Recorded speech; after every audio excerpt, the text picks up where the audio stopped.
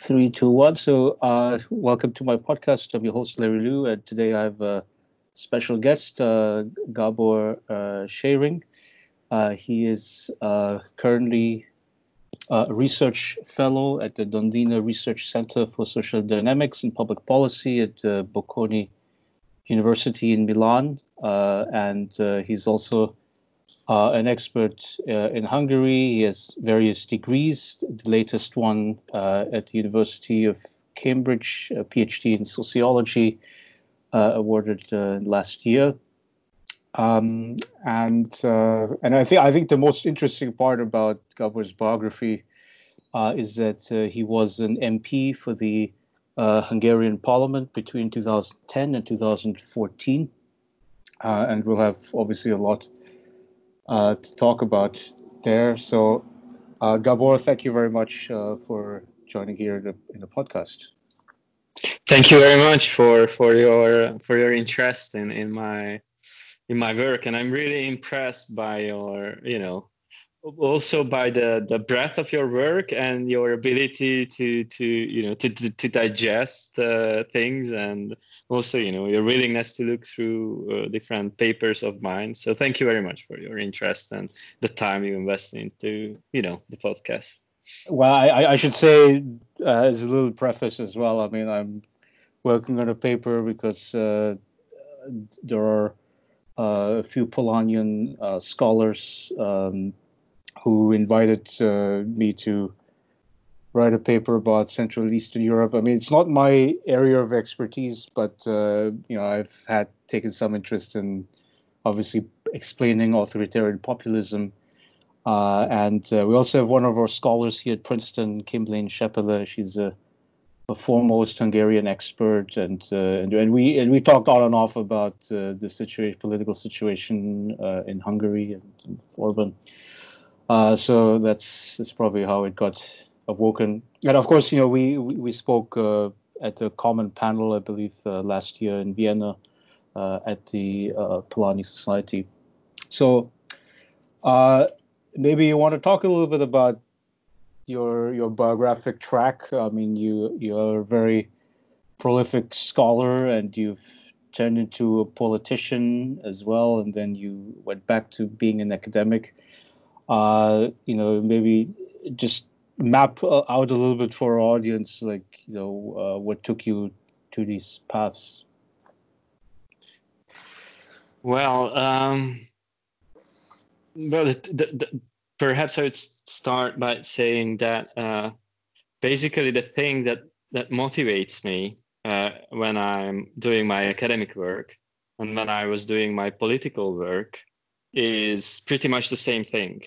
So it's basically somehow contributing to a world where there's less injustice, where there's more social cohesion, and where development is something that both current generations can enjoy, and is not, the fruits of development are not only concentrated at the top, and also development is something that future generations can also enjoy. So it's kind of an environmentally and socially sustainable and just development that is really at the center of my interest. And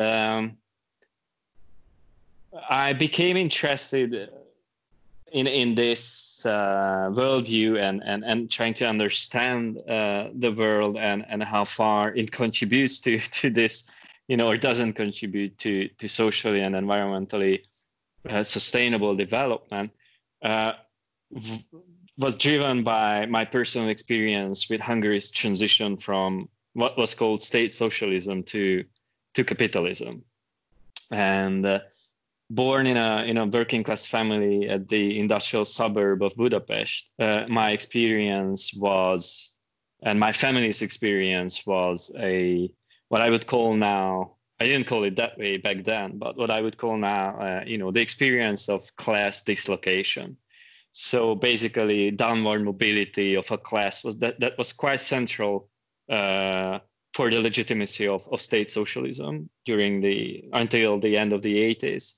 And then during the 90s, these people basically which amounted to the majority of Hungarian society, went down basically and experienced the transition as I've said, this class dislocation, which expressed itself in various ways, not just in the erosion of real wages, very much like in the US, but also in increasing health problems. So this is something that is also in parallel. The rise of deaths of despair in the US is a big topic, and I just wrote a review about the Case and Dayton's book, and it's central to my research. And this was also a central feature of the experience of class dislocation in Eastern Europe, rising inequalities in health, but also rising mortality, the collapse of communities. So all sorts of problems arose, which made me feel that there is something wrong with the world. And I just wanted to find the best way to contribute to policies that deliver, better results. So, and this was very much driven by personal experience. And I went to activism at the very beginning of my 20s. So when I was turned 20, I joined various NGOs and social movements in Hungary in parallel to my studies, and basically throughout the 2000s I did these two things in parallel. So I was studying, and then I became sort of this junior researcher, scholar. I got a job at the Hungarian Academy, which is basically the biggest research institution in Hungary today. So in Hungary, you have this centralized system of research institutions, basically. Mm-hmm. And much of the research is being done within the Hungarian Academy and not at universities in Hungary. So universities also do research, but the focus at universities is education. So I got a job there. I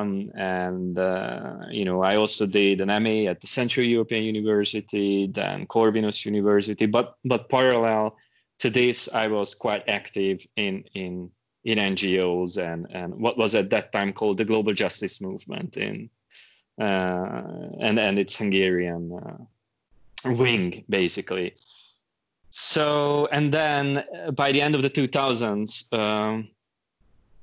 A few of us felt that movement politics has reached its limits. And if you really want to have a bigger impact, then we would really have to form a political party. So this was sort of an organic development from movement politics to party politics. And then we basically established a political party, the name of which sounds horrible in English, but it was sort of a translating the slogan of the Global Justice Movement, which was another world is possible, to the Hungarian context by saying another politics is possible.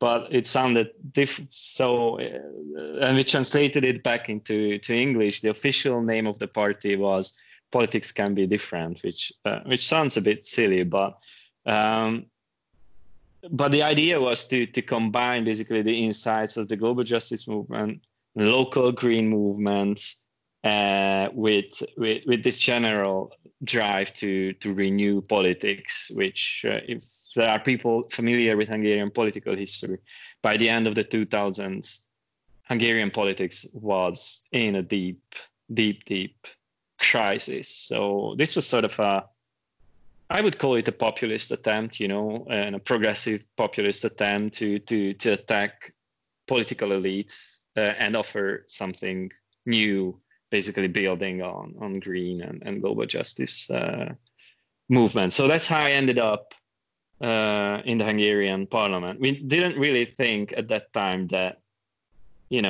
our political party would be so successful. We established it in 2008, and the national elections were in 2010, and we didn't really think that in 2 years we could establish a party that would catapult a few of us into politics. And I also started my PhD in Cambridge in 2009. So my last promise to my friends in Hungary was that, all right, so I come back from Cambridge. I started my studies in 2009. So I come back and help you guys put together the national list, for which you need to have a given number of local candidates in Hungary. So I became a local candidate, but I was quite sure that I won't end up in the parliament. So this was sort of, I thought, okay, I do this for the campaign, but then I leave you doing this, and I continue as an academic from now. But then life took, an interesting turn, and then I became basically a full-time professional politician in the Hungarian parliament, just when Viktor Orbán was also elected with a 2/3 qualified majority. So I was there when he started to basically completely destroy the institutions of democracy. So that turned out to be quite an experience to be in the Hungarian parliament when Viktor Orbán started to operate his bulldozer, and and basically completely reshuffle the institutions of not only political institutions, but social and economic institutions as well. And then in 2014, when my term ended, I really had to face this decision. So I had a final chance to go back to Cambridge, where I had to suspend my studies because of me being an MP. But I was lucky enough that my supervisor was still there, and he offered me to help to go back and basically restart my PhD, or whether to continue fighting, on frontline politics, not as an MP, but something else. And I decided to. That would have been the Viktor Orban path, by the way, because he was for one term in Oxford with the Soros Fellowship before he joined full-time politics. Yeah. But then, so in 2014, as opposed to 2010, I decided to switch to academia for various reasons. So, by that time I had been doing activism and then politics for almost 15 years. And I really had to decide which way I want to go. One way would be professional politics and the other would be academia. And I opted for Cambridge and academic work. But still, if you look at my CV and the research that I'm doing is pretty much driven by this understanding of social science as a tool to make sense of big social dilemmas and contributing to better policies. And that's what I've been doing after I left Hungarian politics. I mean, I didn't really leave in a sense of I'm contributing, writing op-eds. I just finished the book, which will come out with Palgrave in September, that was also published in Hungarian last year. So I'm trying to contribute. So I didn't really leave, but I'm not a professional politician, but I would consider myself a social researcher, which has, it comes with its own limitations but it also opens up opportunities. So that's what I'm doing now. So this is how I would summarize my last 25 years. Well, the technical term to describe you would be the scholar activist. I think you most perfectly exemplify what a scholar activist is just through your biographic choices. So there's a lot of directions that we could go off onto, but I think the thing that you mentioned in the beginning is class dislocation, which describes the, you could say, post-socialist transition in Hungary and Central Eastern Europe. That's a very important piece of context because you had a communist regime for over 30 years led by János Kádár. And that sort of all fell apart in the sort of late 80s.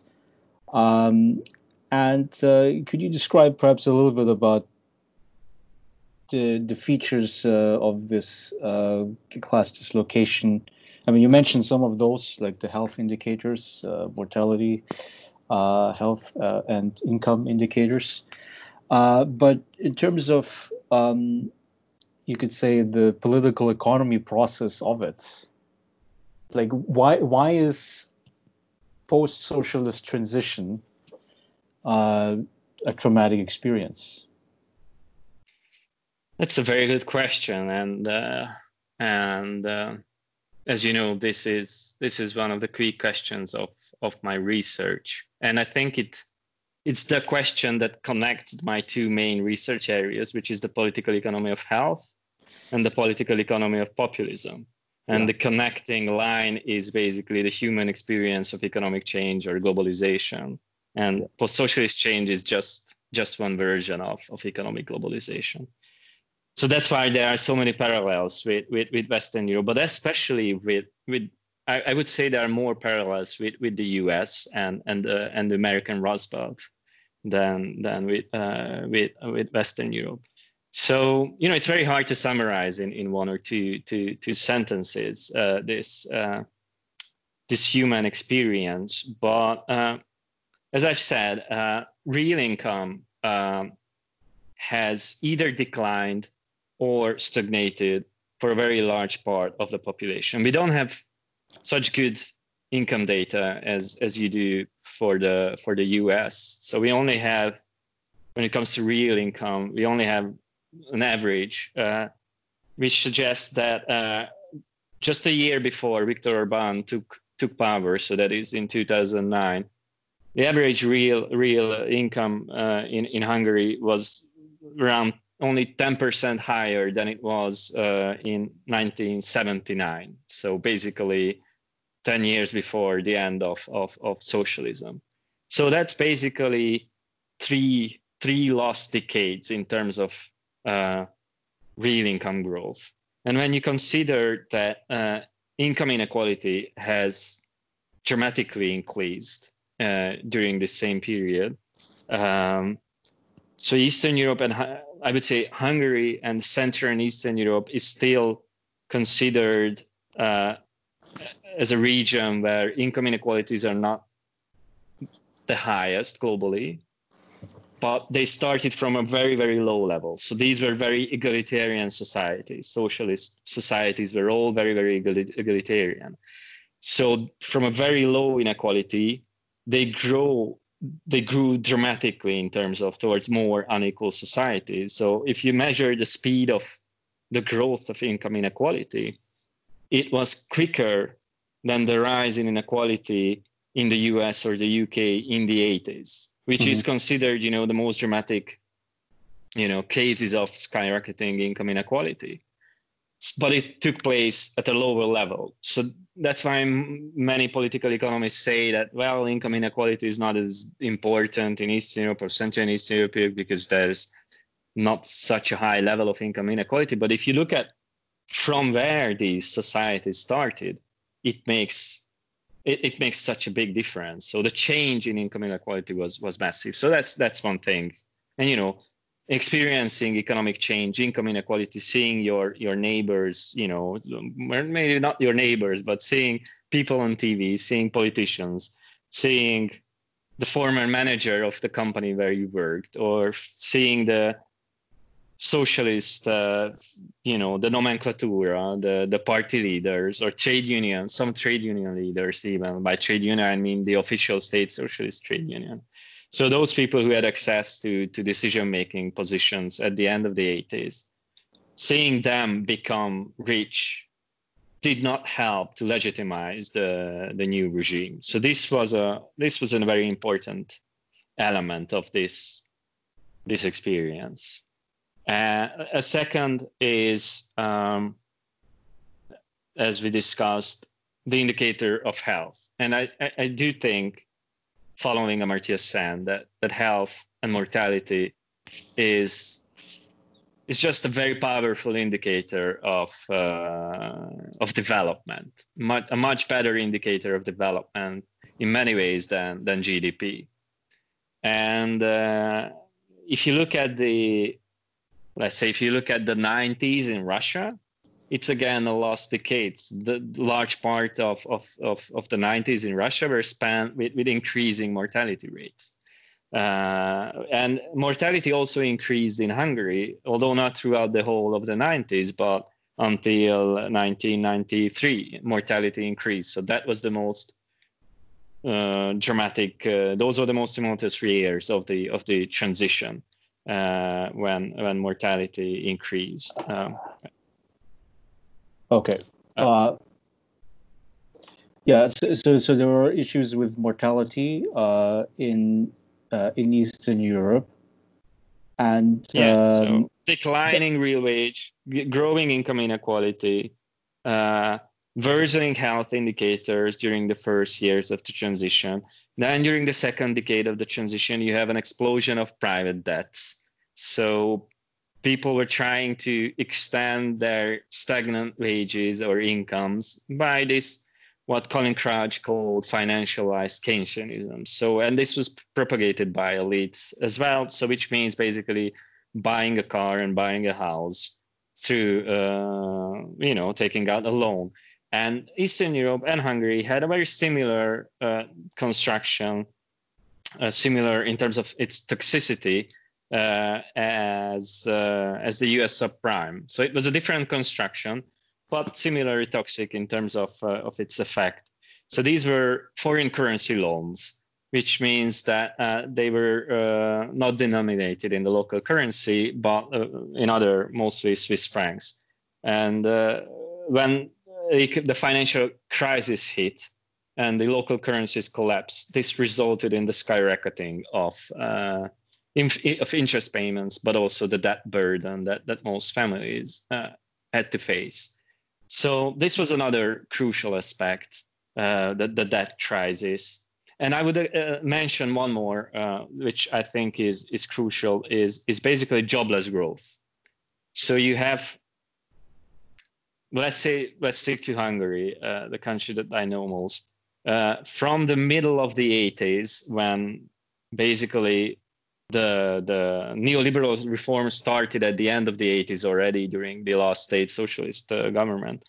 So from that time on until the middle of the 90s, 1.5 million jobs disappeared in Hungary, which is a huge number. So it's currently the number of employees in Hungary is I would say around maybe 4 million. I haven't looked at the latest figures. So this is a very significant number. So and most economists thought that by inviting foreign direct investment, this would help to reindustrialize the country and create new jobs. And it helped in some degrees. It helped for some towns that were well connected globally and connected to let's say Austria or Germany, but it didn't really help in most parts of the country. And it didn't really contribute to the growth of jobs. So the economy was growing from 95, but the number of jobs didn't really grow until 2012 in Hungary. So you had this massive period of what economists call jobless growth. So you have jobless growth, you have a mortality crisis in the early 90s, you have an increase in income inequality most throughout the 90s, you have a serious debt problem in the 2000s. So looking at the post-socialist transition from a strictly material perspective, I would say that these are the most important elements. But there are also, moral issues like moral disorientation, more this Durkheimian story of disintegration. That is also, I think, an important part. Communities collapsing, moral standards.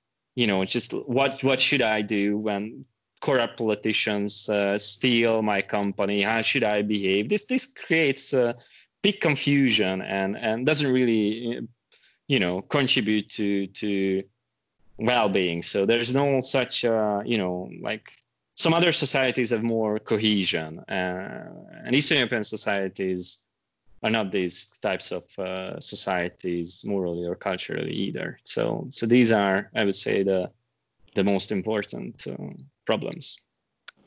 Right. So a big part of I call this process liberalization, right?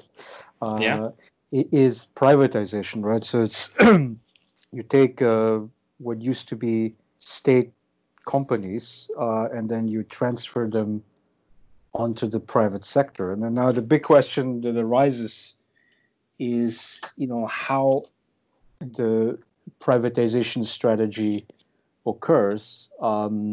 And so in your book, I mean, your main concept is the cumulative state, and I would say that it has a lot to do with, how the Hungarian government in the 1990s and beyond decided to, you could say, transfer property rights. So could you perhaps explain what you mean by this concept? So the way I see the cumulative state is a new state formation that has emerged basically under Viktor Orbán's regime after 2010 as a reaction to these problems that we were discussing previously, but also to problems in the sphere of the economy and the polarization of the economic elite. And the political economists described the state formation that has emerged after the collapse of state socialism in Central and Eastern Europe, including Hungary, as the competition state. So what the competition state does or did was basically doing everything to attract foreign capital as a means of economic development. So the most important social and economic policy goal was to maximize the accumulation of foreign capital, and everything was designed to suit that goal. Now, of course, some policies diverge slightly, like, for example, in the sphere of social policies, you needed to do something to pacify the population. But this was the overarching policy aim, which also pitted states against each other, right? So these states were competing against each other for a pool of transnational corporations. And this competition led to this bidding war among these states and drove down, for example, capital taxation, but also drove down many other aspects of regulation. But I would say the most important element is the taxes on capital, most importantly, corporate tax rates, but other forms of capital taxation also declined as part of this bidding war to signal that we have an environment that is very, very friendly for global transnational corporations. But obviously, this has eroded the fiscal capacity of the state to intervene, to do social and industrial policies. So this was the big, the state structure that emerged and basically defined economic and social policies until very recently. And the way privatization was implemented was also basically dictated by the logic of the competition state, especially in Hungary. Here, Hungary diverges from some of its neighbors like Slovenia or the Czech Republic or even Poland. These countries opted for a privatization that was sort of also ended up creating a dependent capitalism where foreign capitalists are the dominant players, but they invested much more resources into creating a domestic, what you might call a domestic bourgeoisie, if you want to speak in sociologist terms. Mm-hmm. So a set of, entrepreneurs, domestic entrepreneurs, emerging as partially the winners of privatization policies. Of course, a very weak set of domestic entrepreneurs also emerged in Hungary, but this is a very important part of my book to show that there was a very, very big divergence between transnational corporations and domestic capital in Hungary in very many ways. And this divergence was very heavily driven by the policy choices of the competition state, which discriminated positively, which favor transnational capital. So just to tell you perhaps the two most important signs of this divergence in the economic structure. One is the complete lack of, or almost complete lack of domestic value added in the economy. And here I'm relying on both on structuralist economics and development sociology, which has done a great job of looking at how transnational corporations are embedded locally in other countries, and I'm doing the same. And there are great indicators which can show you that that the share of domestic value added is very, very low in Hungary, and the supply networks of transnational corporations are very, very weak. So what happens in Hungary is basically policymakers imported transnational corporations in the hope that they would solve every problem, social and economic problem. They in fact created efficient companies. So that's an important, I would say, success. But the price was that they also imported the technology, and there's no comparable domestic capital with domestic technology, and domestic enterprises have really a hard time accessing high value added segments of the market. So this resulted, without getting into the details, this resulted in the polarization of the economic elite.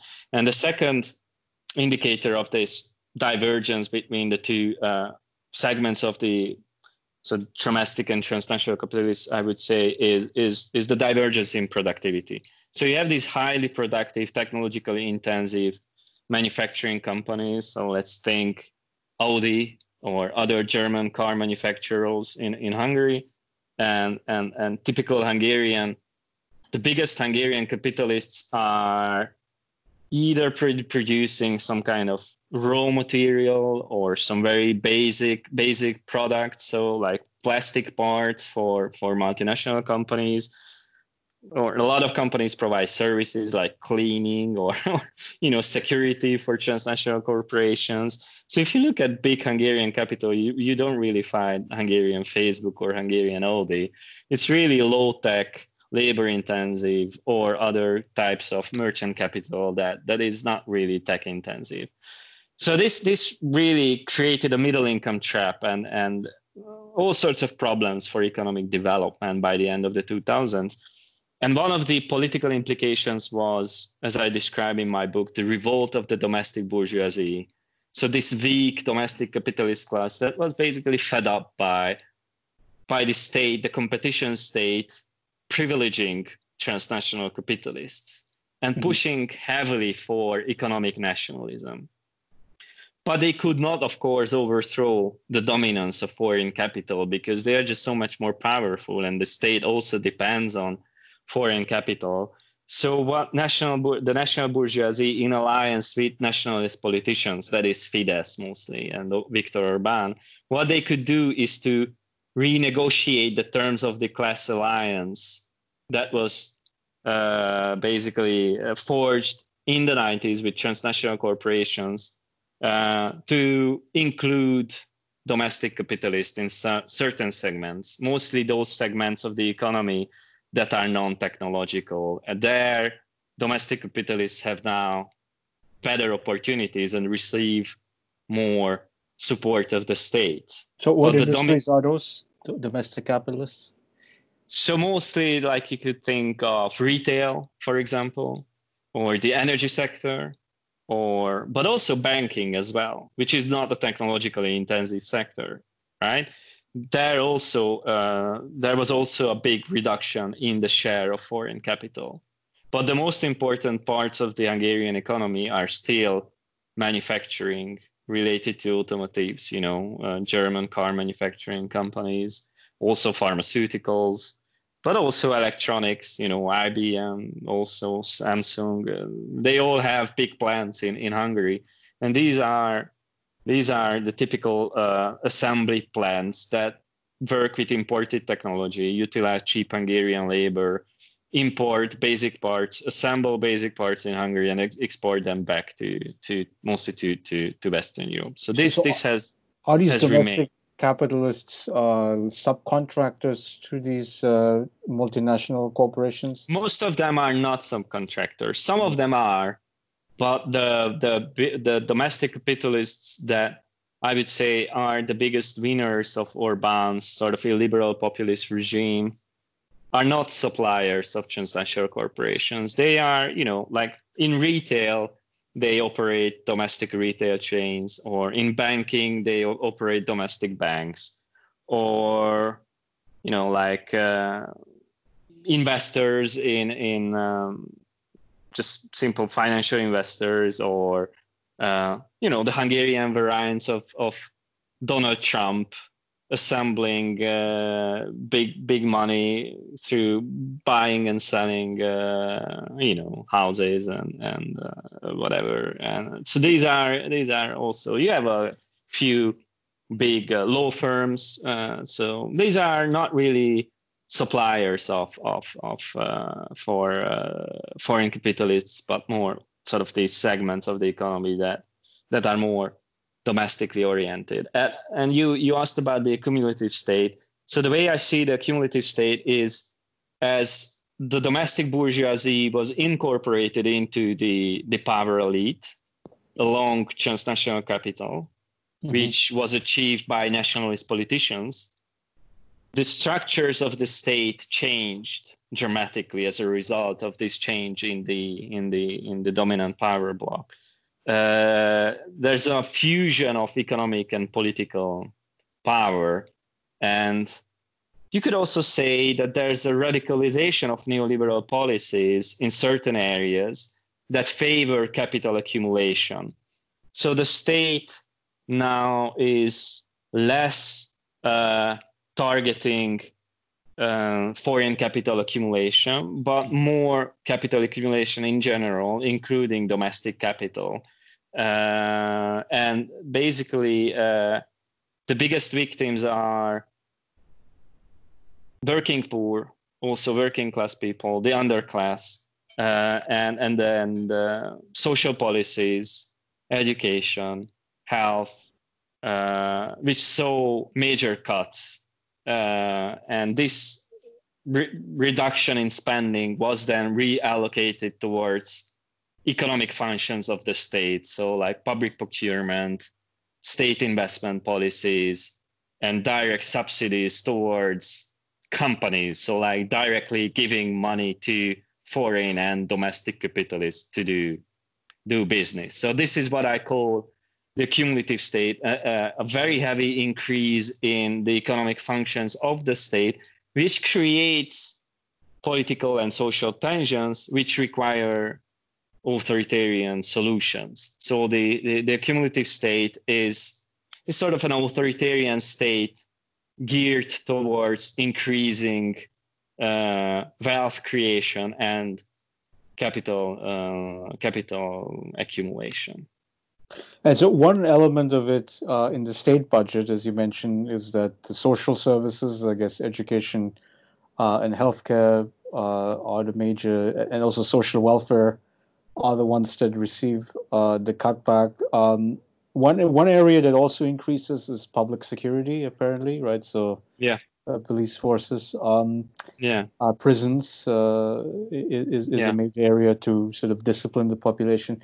And also, what I find interesting is Orban's focus on the workfare state, right? So people are supposed to work any job possible. The public work schemes, I guess, rhetorically targeted at the Roma minority, but must assume it also affects ethnic Hungarians. So what's this whole workfare ideology all about? Could you describe that? Well, I think it's a central part of this, what you might call authoritarian or populist re-embedding of neoliberalism. So it serves to make radical neoliberal policies digestible for the masses. And this is because majority populations are easily susceptible to welfare chauvinism and this moralizing ideology of deservingness, who is deserving and undeserving citizen, or deserving or undeserving worker. And this framing is central to the workfare ideology, or the workfare state, which creates these fundamental differences between citizens who are capable. So the ideology is that the state should help those who are able to help themselves. They are the deserving ones. And then there are the undeserving ones who deserve sort of punishment, disciplining, and so that's basically increase in incarceration, the increased criminalization of poverty, criminalization of homelessness. These all fits into this ideology of the workfare, which has this distinction between deserving and undeserving workers at its core. And I would argue that this very much relies on this.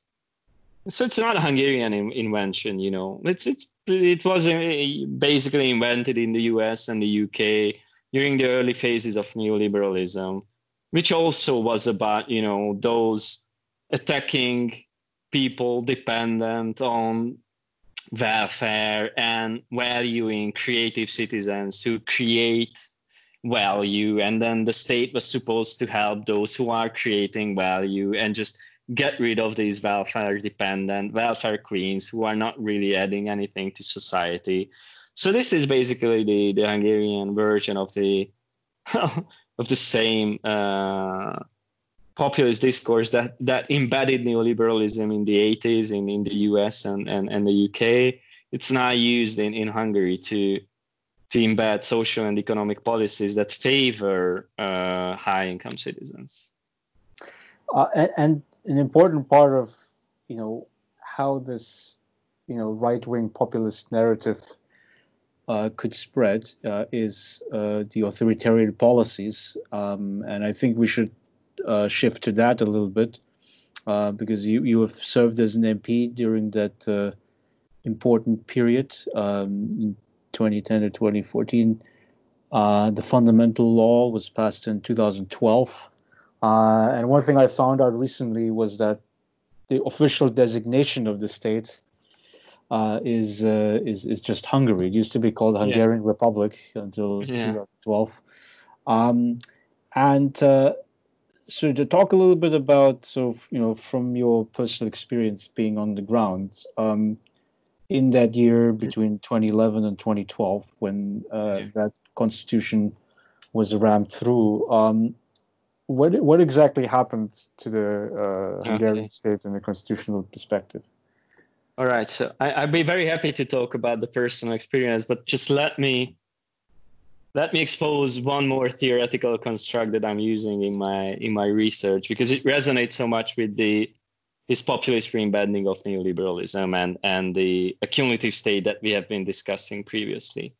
So as I've said, this accumulative state arose as a result of the new class compromise between transnational corporations, domestic capitalists, and national politicians.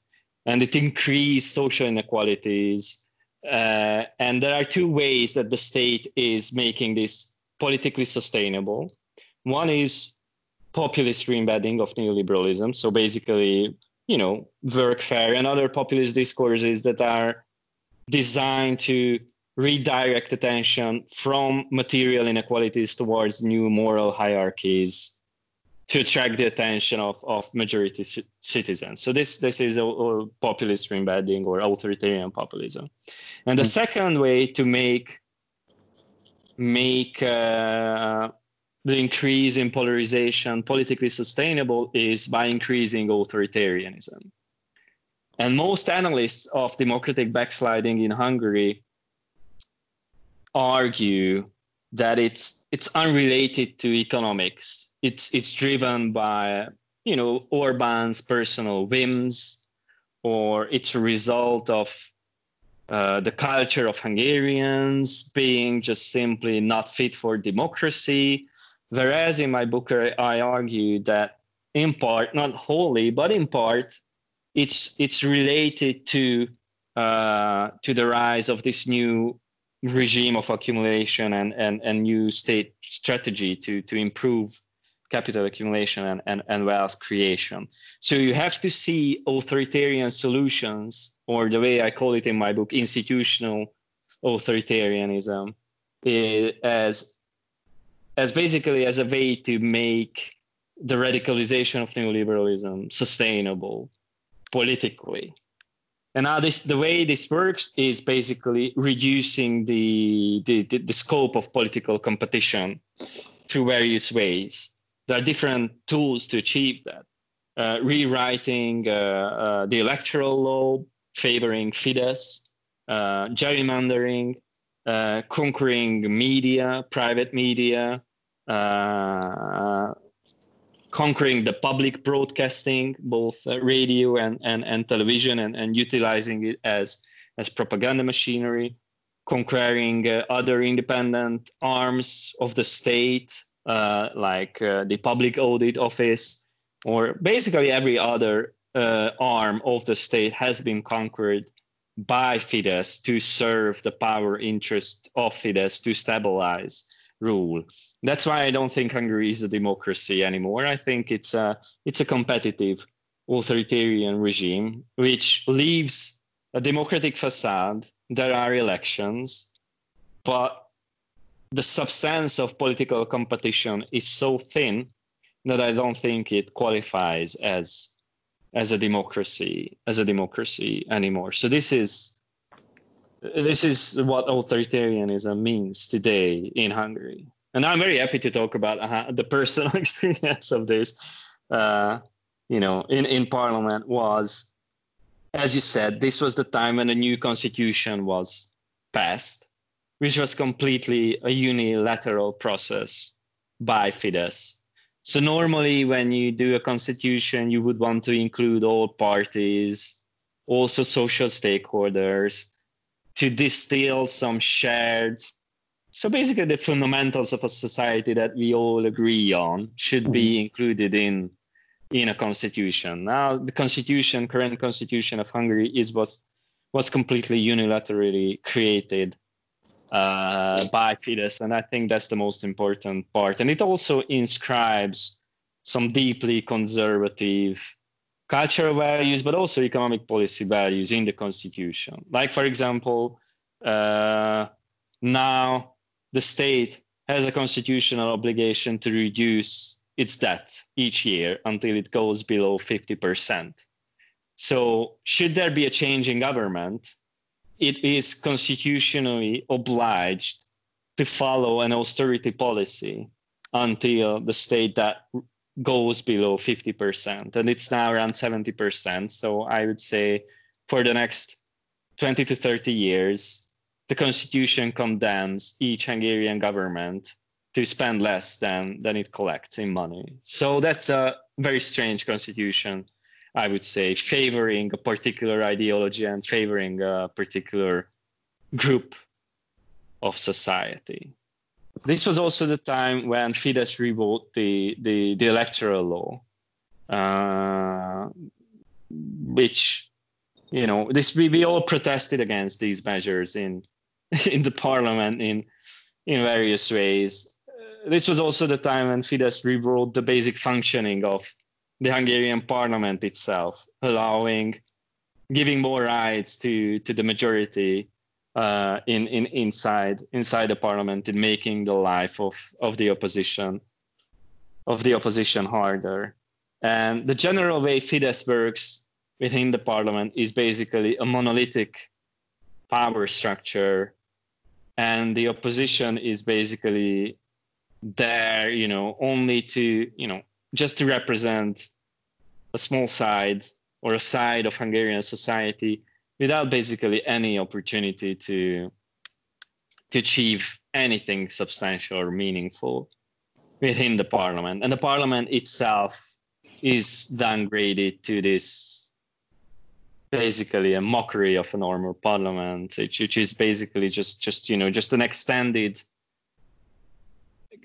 version of media politics. Everything is just about positioning yourself in the parliament, and certainly for Fidesz, everything is about political positioning inside the parliament. So there's this substantive de-democratization as well, and it was very frustrating, as as newly elected MPs to experience. We had this hope to contribute to new Hungary, a socially and environmentally sustainable model of development.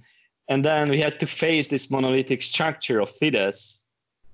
It was very, very frustrating, not just for us, but for every actor, basically. It was a learning process to adapt to this new non-democratic reality. And that's why we started to protest inside the parliament, with these unconventional way of politics, like organizing demonstrations inside the chamber itself. But also, like, one of the things that gathered international media attention was also when at the end of 2011, Fidesz passed a series of laws that curtailed democracy in Hungary. And then we thought that there's really no way of influencing this inside the parliament. So we sort of virtually blockaded the parliament by forming a human chain around the parliament building. Mm-hmm. So we did these kinds of actions to sort of demonstrate, which I think helped at that time to really explain people what is going on, but it didn't really help to stop the procedure. Maybe it helped to raise awareness, but it didn't really help to stop the process. Well, what's important to notice here is that 2010 was the second spell of power for Viktor Orbán.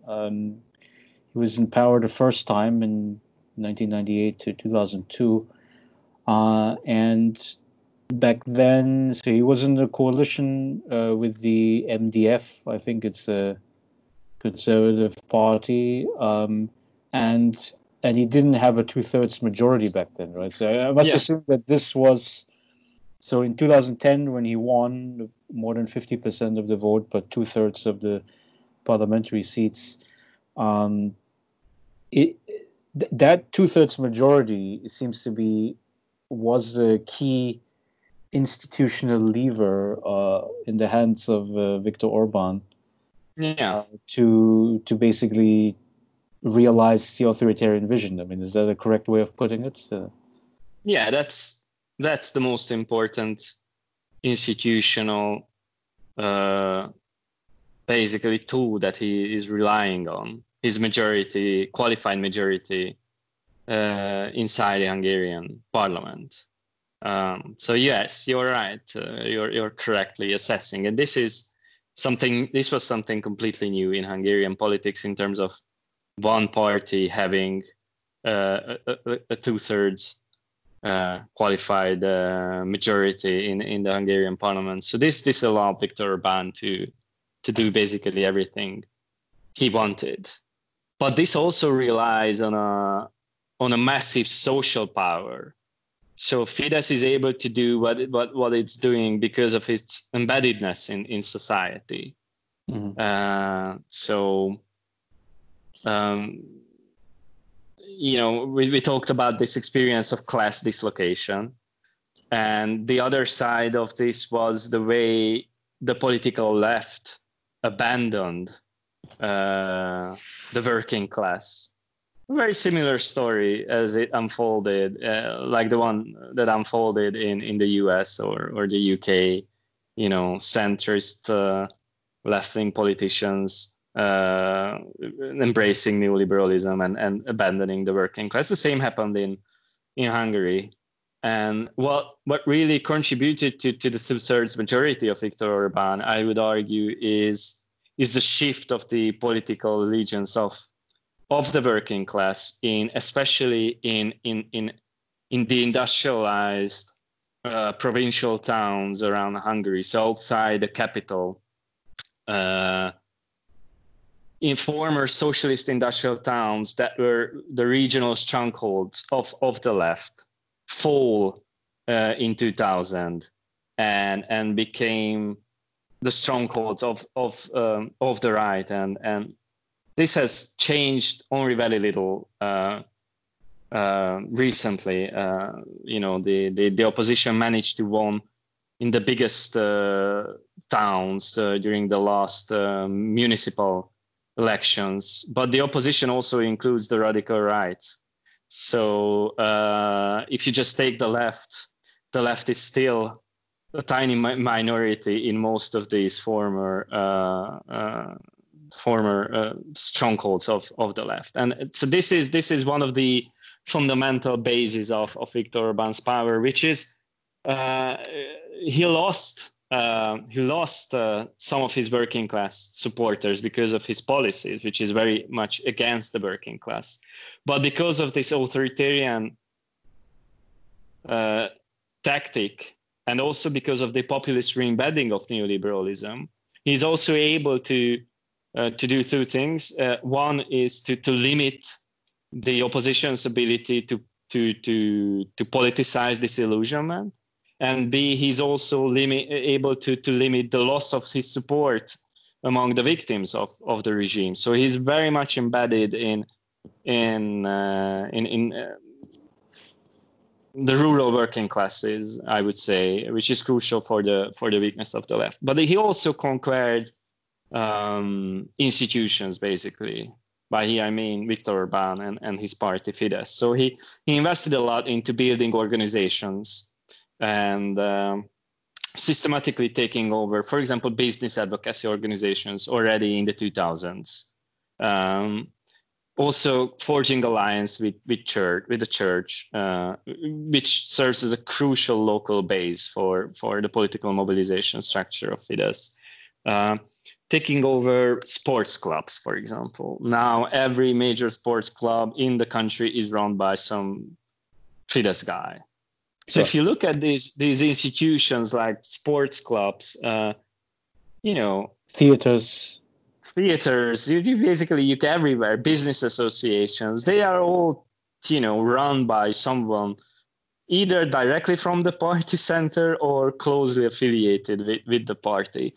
So it's this kind of, what the Germans call Gleichschaltung, which is basically, it's basically transforming society along a one-dimensional logic. And the embeddedness of Fidesz is just much, much, much stronger than any other political actor in Hungary. Well, I would say there's one institution which was slightly outside of that, you could say, statist frame, and that was the Central European University. And of course, you have a degree there, so I must assume that you follow what's happening there very closely. So it was founded with the help of George Soros. He's one of the favorite targets by Orban, even though he received money under the Soros Fellowship to go study in Oxford long ago. And it's led by Michael Ignatieff. He's a sort of a Canadian liberal politician formerly. So could you talk a little bit about that institution, and then just as a little background story, just recently moved its main campus to Vienna. So it evidently lost. It picked the struggle, obviously, with the government of Hungary, but then eventually had to give it up. So what's your assessment of the situation around CEU? As you say, it was one of the most important institutions not directly controlled or not controlled at all by the government. And it was just a pocket of intellectual resistance. And also, giving refuge to people, researchers as well. not really friendly with the government. It's not true that the CEU itself was political as an institution. It never took a political stance, but it's true that it was sort of a refuge for many people who are not friendly with the government. And the whole ideology and culture of CEU was sort of incompatible with Orban's regime. CEU being a cosmopolitan university, whereas Hungary is moving from cosmopolitanism to this national populist discourse as well. And also, as you said, George Soros was just a very easy target. And here I think it's really important to see two things concerning Soros, is that one, he is this, nasty global financial investor. So he was a figure that could be used to attack global financial elites symbolically.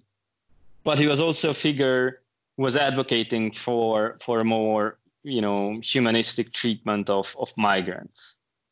So which was framed by Orban as, allowing basically migrants taking over Hungary and wanting to relocate tens of thousands of foreigners to pristine Hungarian lands and taking away the Hungarianness of Hungary. So the figure of Soros was really a crucial figure to connect the issue of migration and the issue of financial globalization. And by attacking Central European University, he was also attacking Soros. And by attacking Soros, he was attacking Central European University. So these things all, came together in one package, which led to the state basically expelling Central European University from Hungary. So it expelled the part of the university which issues diplomas accredited in the US. So, this is so typical of Orban. He's not really saying A or B. He's trying to, be murky about the boundaries. And he was saying, well, we are not banning Central European University. If Central European University wants to issue Hungarian diplomas, he can do as a Hungarian university. But obviously, the biggest value of Central European University was issuing, an MA degree or a PhD degree that was accredited in the US. And the state banned Central European University, that part of Central European University that issued degrees that were accredited in the US, which led to the university relocating to Vienna, which is, I think, a major loss for Hungarian researchers, for Hungarian academic life, but just generally the diversity of Hungarian culture. Yeah, and I think so that has to be reflected on as well, which is that you have the intelligentsia of Hungary that either have to be silenced, if they continued, let's say, to work in universities or in media outlets, or they would have to basically relocate to a Western country, so from the Fidesz perspective, I mean, that's a good thing, right? So if all the intellectuals are gone, it means that all the critics against the regime are gone too. But I would imagine that for, you could say, the developmental strategy in Hungary, that would be a bad thing because, as you say, the economic structure is mostly, I guess, low-skilled labor. And you're not really, you could say, helping out the Hungary escape the middle income trap.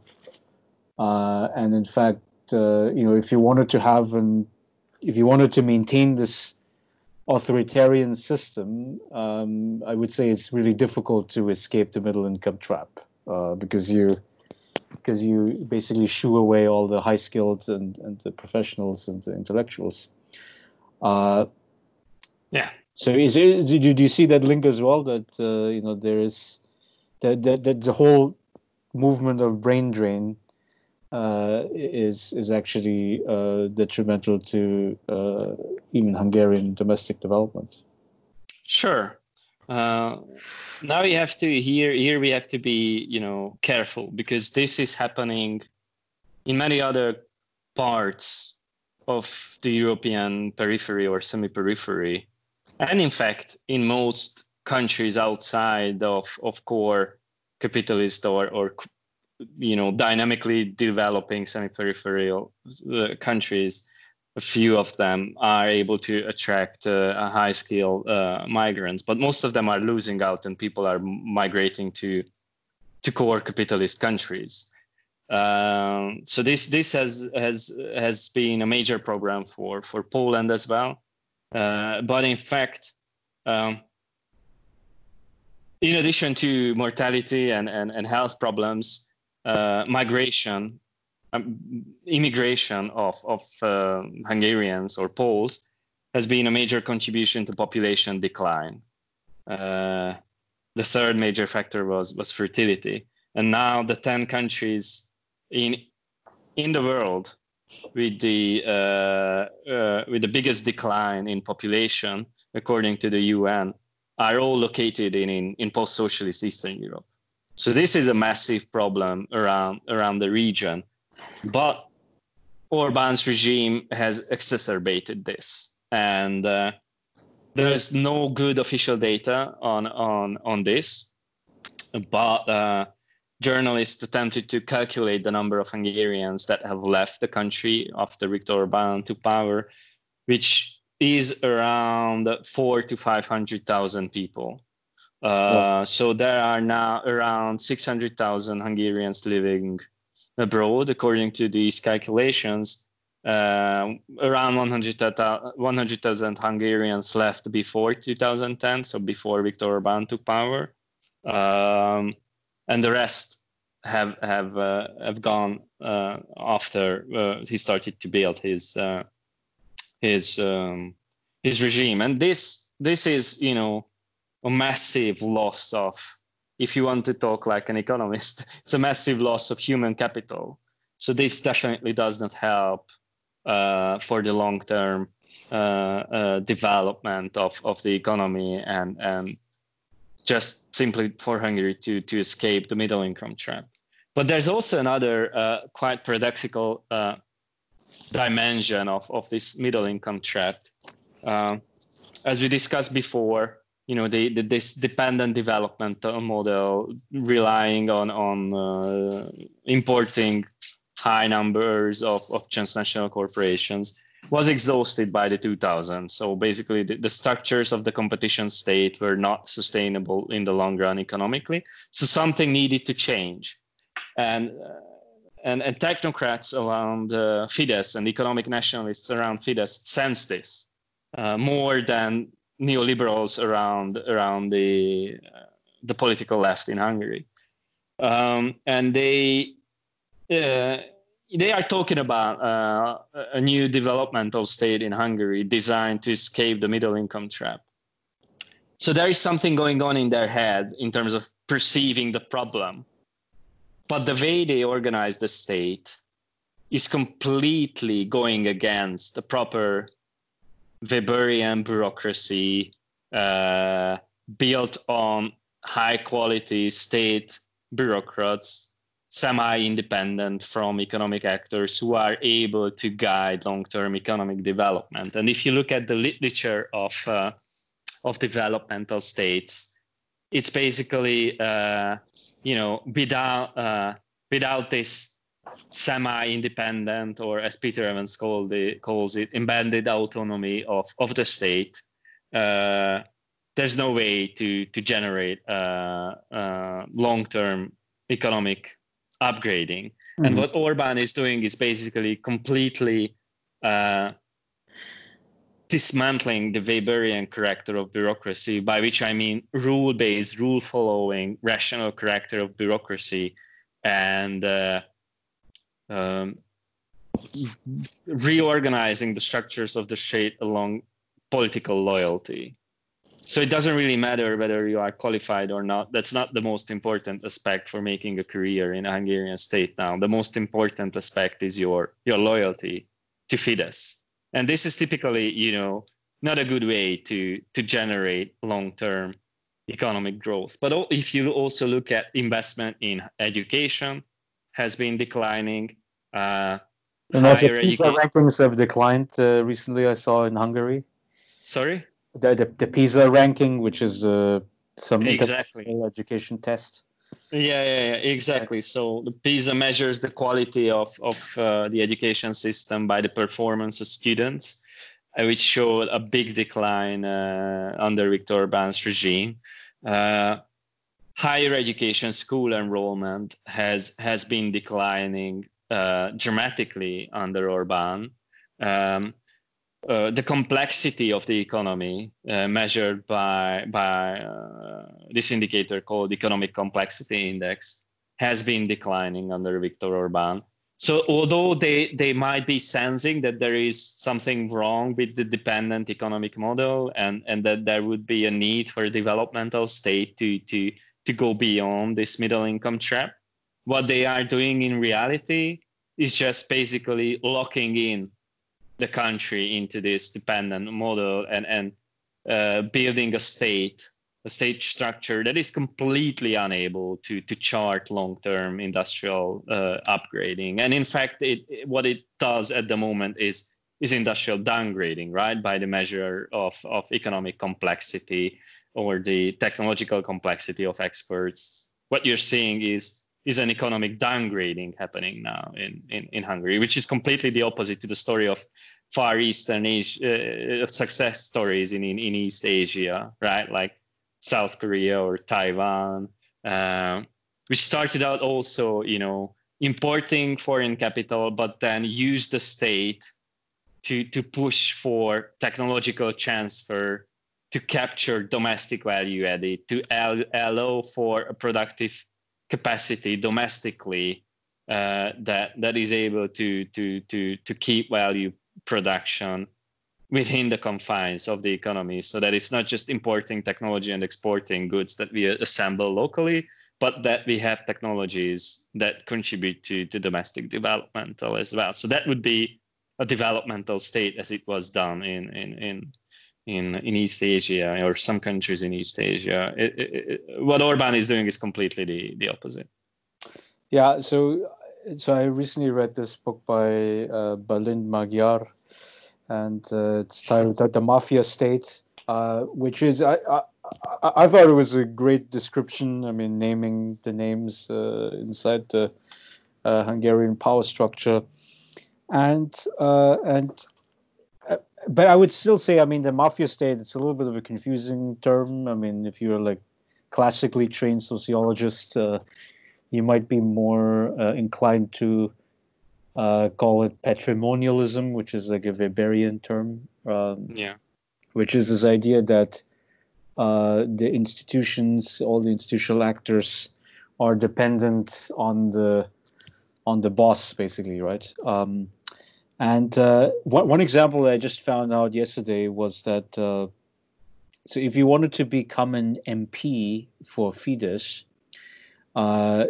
you go to the house of the mafia boss, i.e. Viktor Orbán, and then you have to sort of show your loyalty, your bona fides to the leader, and then if he likes you, then you become an MP. Is that the way how the power structure works? I mean, not just MPs, but maybe positions for judges in courts, or the chairman of the theater, or as you say, the sports clubs, etc. Yeah, so it's like how would you describe that inner working of the Hungarian state? Yeah, so if you talk about patrimonialism, which is, as you say, this classic Weberian term, it's a very good description of recent developments in Hungary. Some call it re-feudalization of the state, which is related but not completely the same, but also highlights that you have these patron-client relationships developing. And these patron-client relationships are also highly centralized, as you say. So Fidesz is an extremely centralized political machinery. And because still until today, the national list plays the most important role in the composition of the parliament, who is on the list is basically crucial. And the composition of the list is decided by basically Viktor Orbán himself. So he ranks politicians and then this way assembles the elite of Fidesz himself. He has also invested extreme energy into very cleverly eliminating competition within the party itself. So you have to see Orbán as a very clever tactician, but also strategically minded politician, who's not really interested in big social goals, although he has concepts about society as well. But his key concern is maximizing his power. And he's very strategic about this. If you want to compare him, he is much closer to Putin than to Trump. Whereas Trump is this very much driven by his emotions and is a bit like a hysterical guy. Whereas Orbán is completely the opposite. Is very is cold, calculating, power broker and power maximizer. And he has transformed his own party into a highly centralized machinery.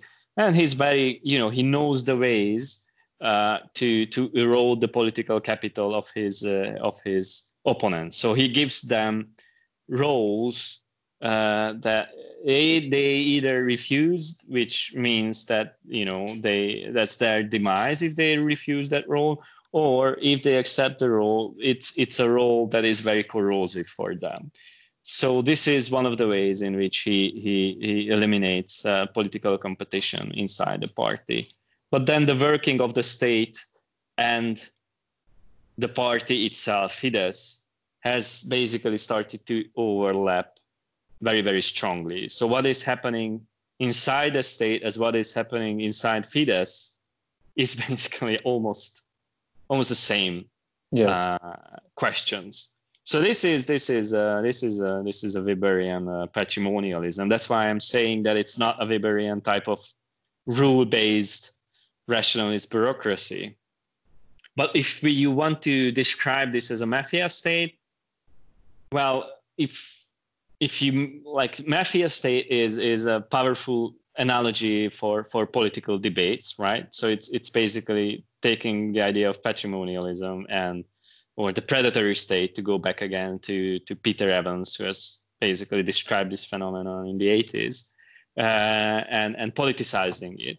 But my problem is that it's a very ahistorical and atheoretical concept as well. So if you read the book, it's basically a very polemical description of the operation of the state and the economy, without really offering a convincing theory, and not talking about other cases or other countries, and not really setting it into a theoretical landscape. So my problem is that it's atheoretical and ahistorical. But my biggest problem with it is that you can't describe the Hungarian state as solely driven by the whims of Viktor Orbán. So it's a state that is also supported by a very large segment of the economic elite that is not created by Viktor Orbán. These are independent players, independent in terms of the way they accumulated their wealth. So both transnational corporations support Viktor Orbán, and they are among the biggest winners of his regime, but also a very broad segment of the domestic bourgeoisie is also supporting Viktor Orbán.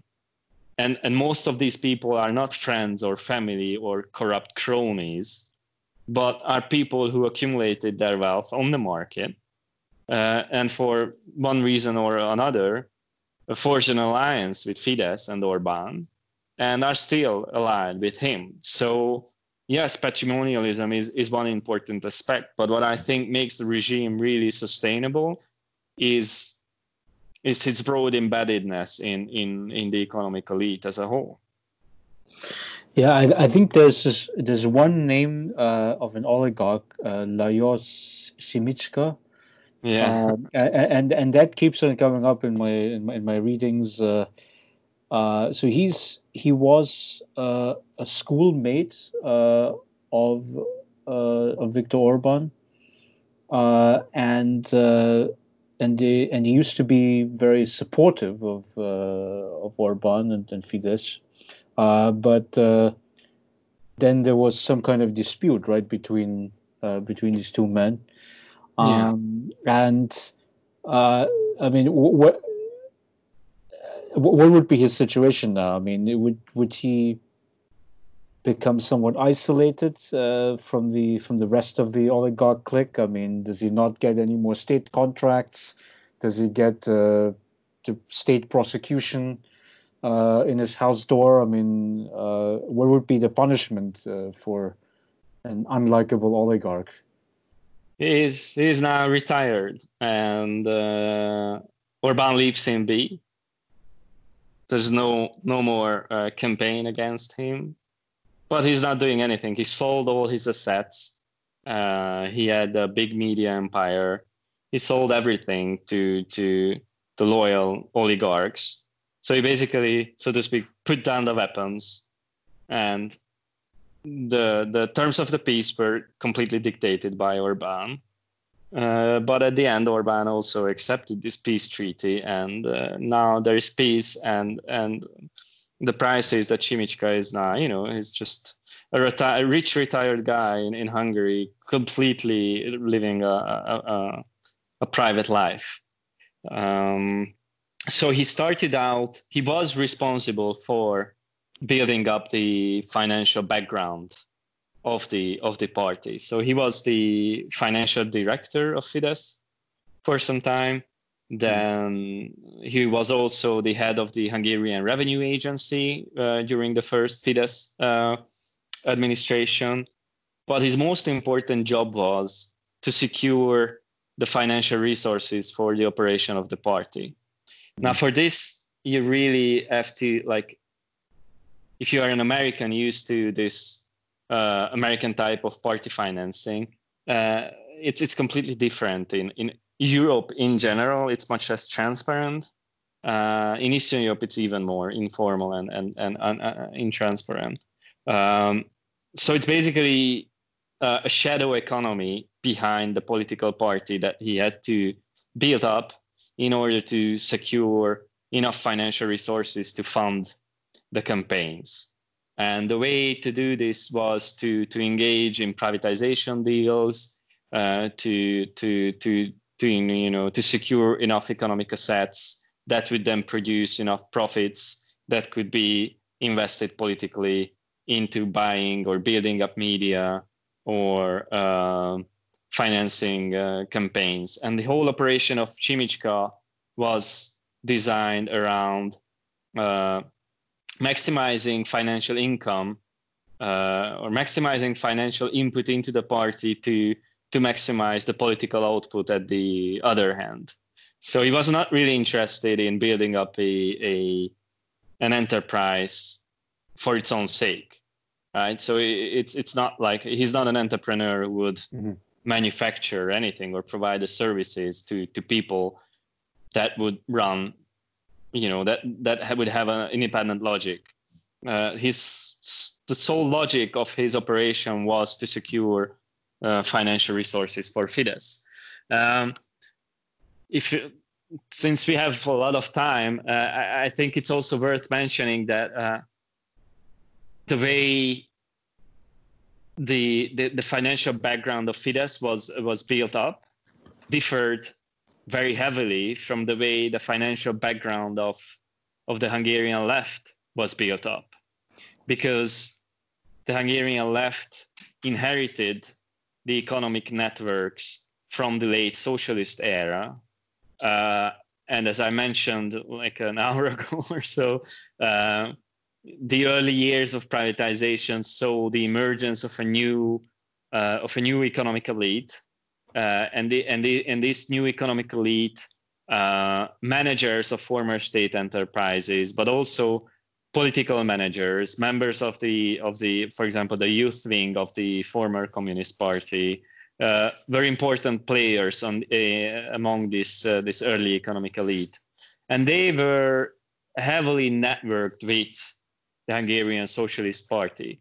So what this meant is that there were enough rich people around the party to secure enough resources to do political campaigns. So the party itself did not have to invest into or come up with a centralized strategy to build up this sort of financial background. It had inherited its own sort of oligarchs and entrepreneurs that did business also with the state, also with local governments that were run by socialists or had their own money and then would invest in political campaigns. Whereas in the case of Fidesz, they didn't inherit this economic network. They didn't have anything. In fact, there's this very famous interview by Simicska himself, who stated in the early 90s that his job was to build up the economic background of the Fidesz from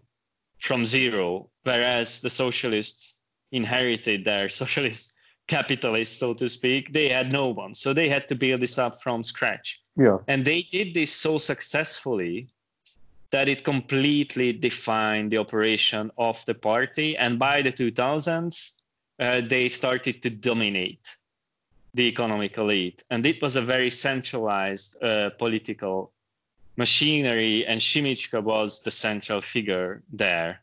And then around 2014, Orbán felt that Simicska has too much economic power, so he started to push him out.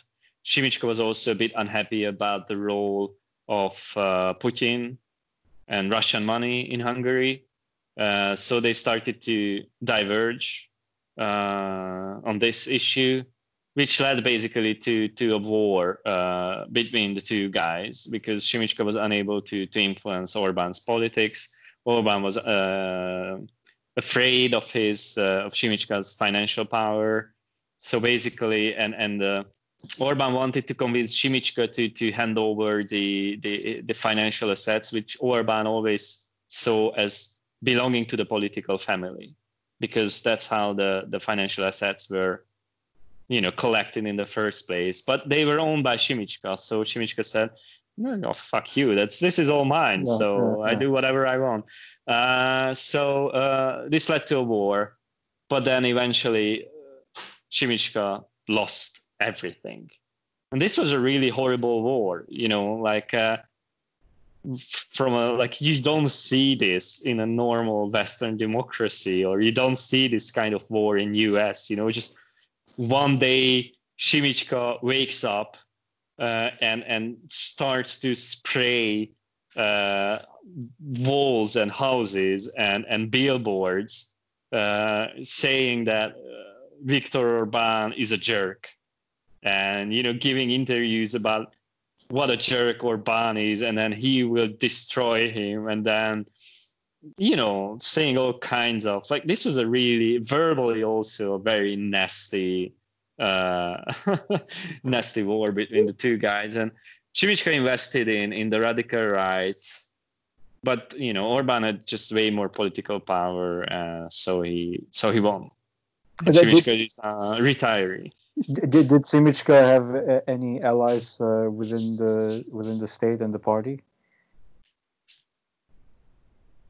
Well, he lost his allies. He had allies, obviously, but because the machinery is so centralized and run by Orbán, everyone had to decide eventually which side to pick. Right. So the most important players picked Orbán. So that's how Šimička lost. And I must assume that the, Šimička's story is supposed to teach a lesson to the rest of the oligarchs. I mean, like, so I don't know the Hungarian power structure too well, but I know in Russia there used to be this guy, Khodorkovsky was his name, I think. Yeah. And he was sort of one of these like oligarch liberals who turned out to be against Putin, who's quite obviously an anti-liberal. But he was sort of poisoned, right? Or was it an oligarch? But anyway, I mean, he was definitely shut up, and is now sort of in exile, I believe, in Switzerland or so. And it seems to be that the Hungarian power structure, as you say, would be quite close to the Russian network, at least in the way how it operates. There are similarities. There are similarities in the tactics of Orbán and the way he enforces loyalty of his oligarchs, and also the way he creates tensions among oligarchs themselves. So if he lets them compete with each other big time. And as soon as one of them emerges with too much power, then Orbán intervenes and either makes the guy accept that he has to give up some of his assets, or starts a war, and eventually the guy would lose. So there was Šimička, and there were a few others, not that many, but let's say one or two more oligarchs previously close to Fidesz that lost out. And these are, as you're saying, important events also to demonstrate, I was, from an analytical perspective, to drive up the cost of dissent, or drive up the cost of to use the terminology of Hirschman, to drive up the cost of voice. Yeah. So the members of the economic elite have basically three options: voice, loyalty, or exit. Yeah. And then Orbán does everything to drive up the cost of voice. So if you decide to dissent and try to change the system, then the potential costs are tremendous. And this creates a collective action problem, because should enough capitalists come together, they would have enough power to get rid of Orbán. But then individually, the cost of dissenting is so high that they don't really dare to go down that path. So that's why it's so important to drive up the cost of voice. And then most members of the economic elite are basically loyal to Orbán, and there are two reasons. One is the fear, of Orbán, or the fear of the cost of dissenting. But as I said, the majority of the economic elite is loyal because they are better off. So Orbán is not just punishing. It's not true that there's a small circle of winners and a big group of losers among businesses. No, the overwhelming majority of businesses and capitalists are the winners. So it's a very tricky system. So the only oligarchs who would be anti-Orban, would be so because of ideology, essentially. I mean, they would be more liberal. They want to have, maybe a more cosmopolitan. Ideology would be a very important reason, but also Power. I would say, yeah, power as well. But if you want to find a more material base for dissent among the economic elite, it's those people who are interested in technologically intensive production with high skill workers, which would rely on a sort of well-developed welfare state and inclusive labor market policies. These are structures that would go completely against the contemporary regime in Hungary. And there are, in fact, one of the biggest opponents of the regime, basically the only domestic capitalist that regularly voices his criticism, is in fact an IT entrepreneur. So he clearly fits this description of high skill, tech intensive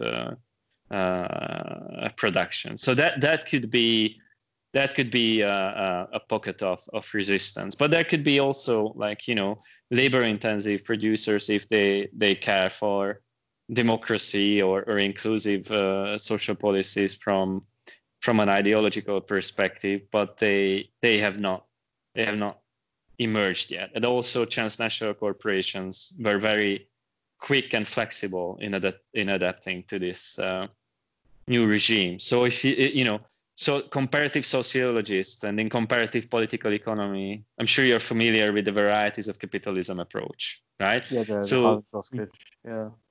so varieties of capitalism, people say something similar that I've been arguing, that if you have entrepreneurs who are requiring workers with very specific skills, typically in technologically intensive production, this would lead to support for welfare policies and inclusive social policies and education policies. And typically German transnational corporations in Hungary would fall in this camp. But they were very flexible in adapting to this radicalized populist version of neoliberalism in Hungary without protecting, inclusive social policies or social protection policies or education policies. They didn't protect those at all. So I don't think that this varieties of capitalism approach really comes close to understanding what is happening in Hungary. If you want to understand, you really have to look more at the power of business, and these power structure approaches, power resource theories always said that, capitalists the first interest is to increase the conditions of profitability, so decrease social protection and increase flexibility of labor. And German manufacturers are doing this in Hungary. They are very happy for flexibility and decrease social protection. Yeah, I mean, that's a very good insight into the how the business operates there. That's the hard time. That's what I'm working on now. I find it fascinating that you have this mutation of neoliberalism globally, what Nancy Fraser called progressive neoliberalism. I like to call it cosmopolitan neoliberalism, which dominated most of the 90s, but also the 2000s, is now really on a downward trajectory. And what you have rising is this populist, nationalist, sometimes even statist mutation of neoliberalism. And I think Hungary is really a great example of this global trend of the populist mutation of neoliberalism. And what I'm analyzing now is the role of businesses in supporting this populist neoliberal hybridization. Yeah, I once did in undergrad. I did a paper about Nazi economic policy, So I read a lot of these, historical sources, and one thing I found very interesting was that those German industrialists, you could say Thyssen and Krupp, those two Yeah. steel companies are the most iconic ones, were quite supportive of the Nazi regime. Not because they shared the nationalist ideology at all, but rather because they were hoping that there would be some financial benefits by supporting the Nazi regime, and in that case, it was rearmament, right? Because under the Treaty of Versailles, there was a prohibition on Germany to build up the military, and obviously, I mean, you could imagine how rearmament would directly benefit steel companies, industrial companies, and so it was sort of, and it seems to be that capitalists or / neoliberals in general seem to be very willing to, well, not embrace, but rather to condone and work with authoritarian leaders. I mean, that's clearly been what we've been seeing in Hungary, and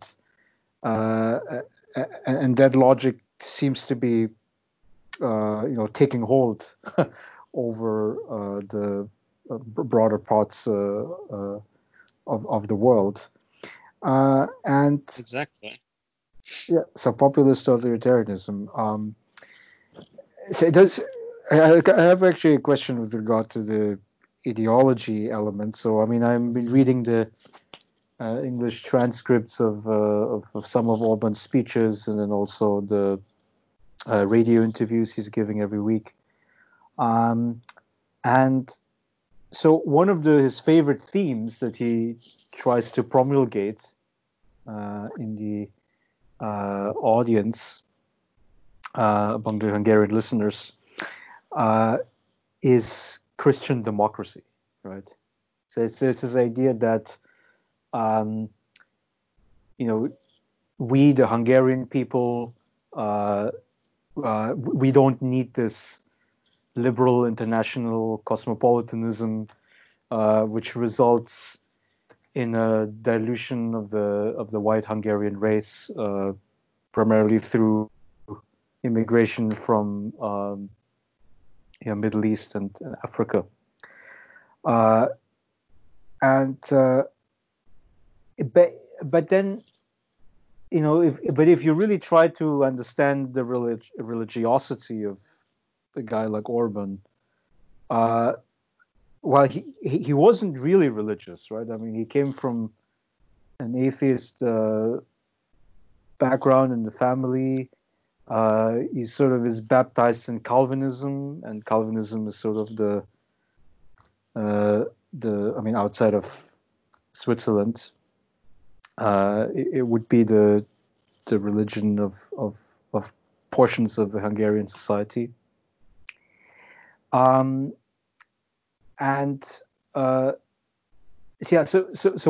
what is this affiliation between populist authoritarianism and religious institutions and religious ideology in the Hungarian context?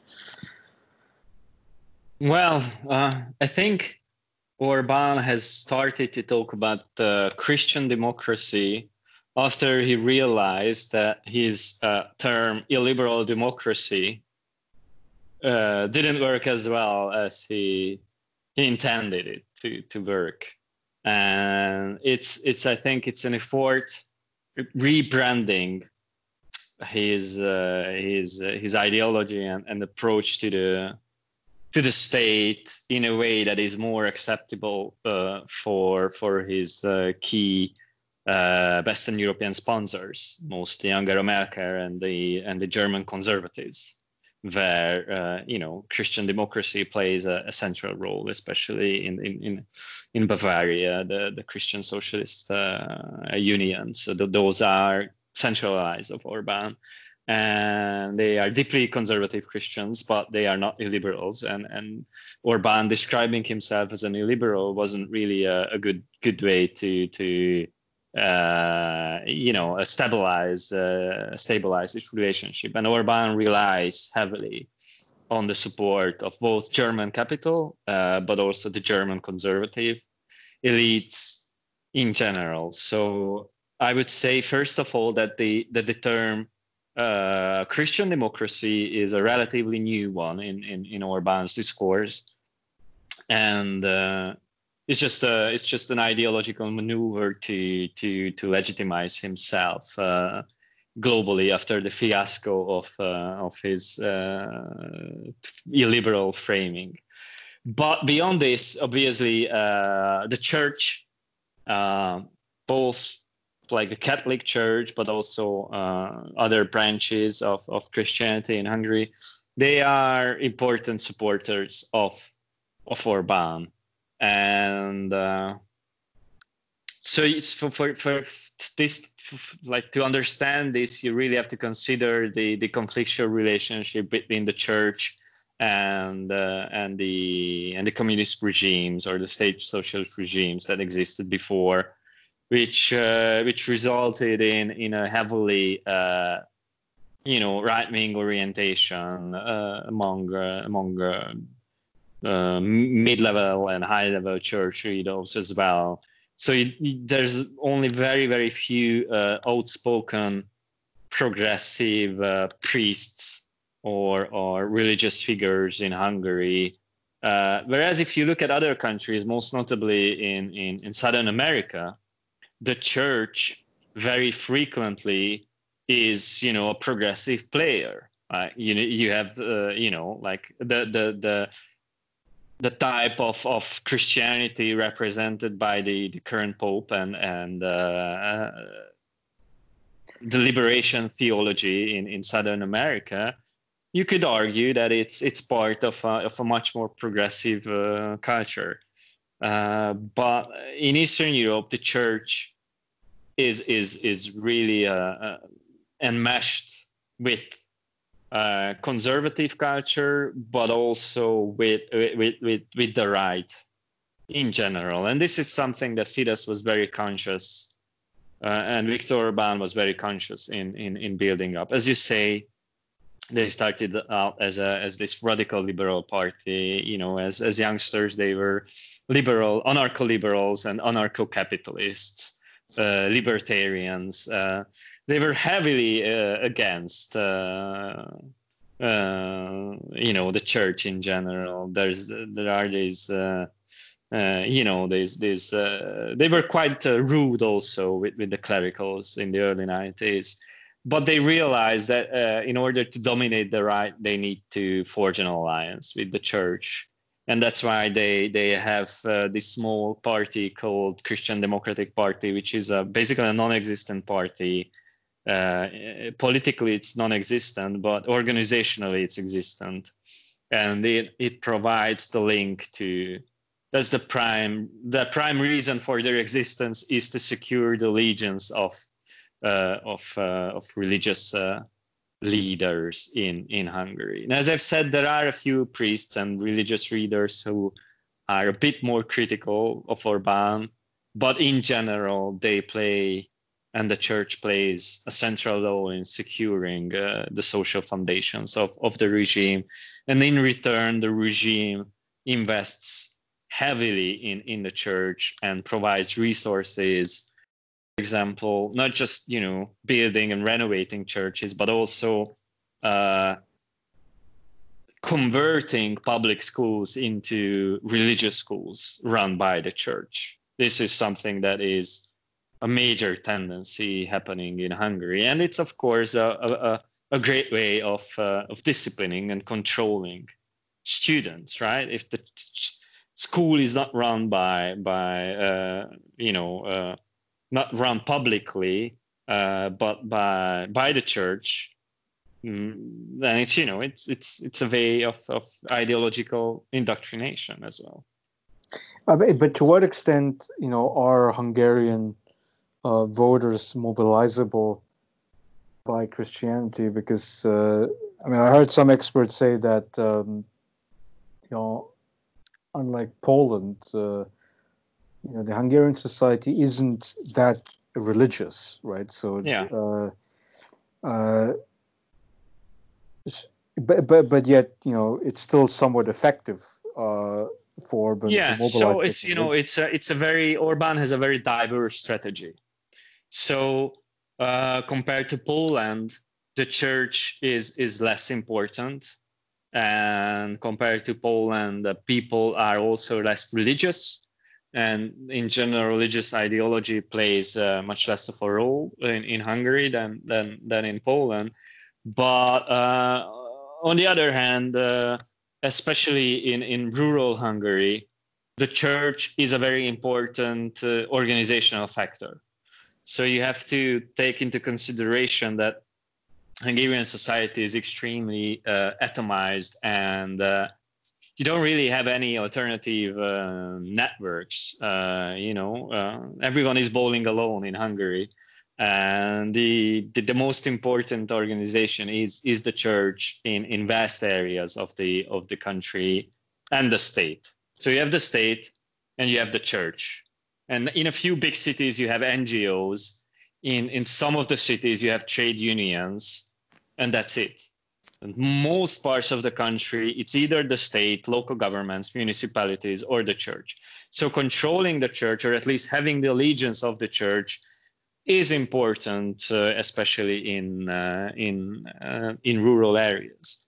But there is also another aspect to this. So people who are not extremely religious would be still somewhat open towards this nationalist framing of religion, especially pitting Christian European tradition against, nasty migrants that would dilute this Christian Hungarian whatever. And throughout history, Hungary was at the front of the clashes between the East and the West, where in the case of Hungary, the East would be either represented by the Ottoman Empire or the Russian Empire, and the West would be Austria or Germany. These would be the closest countries, or like to the south.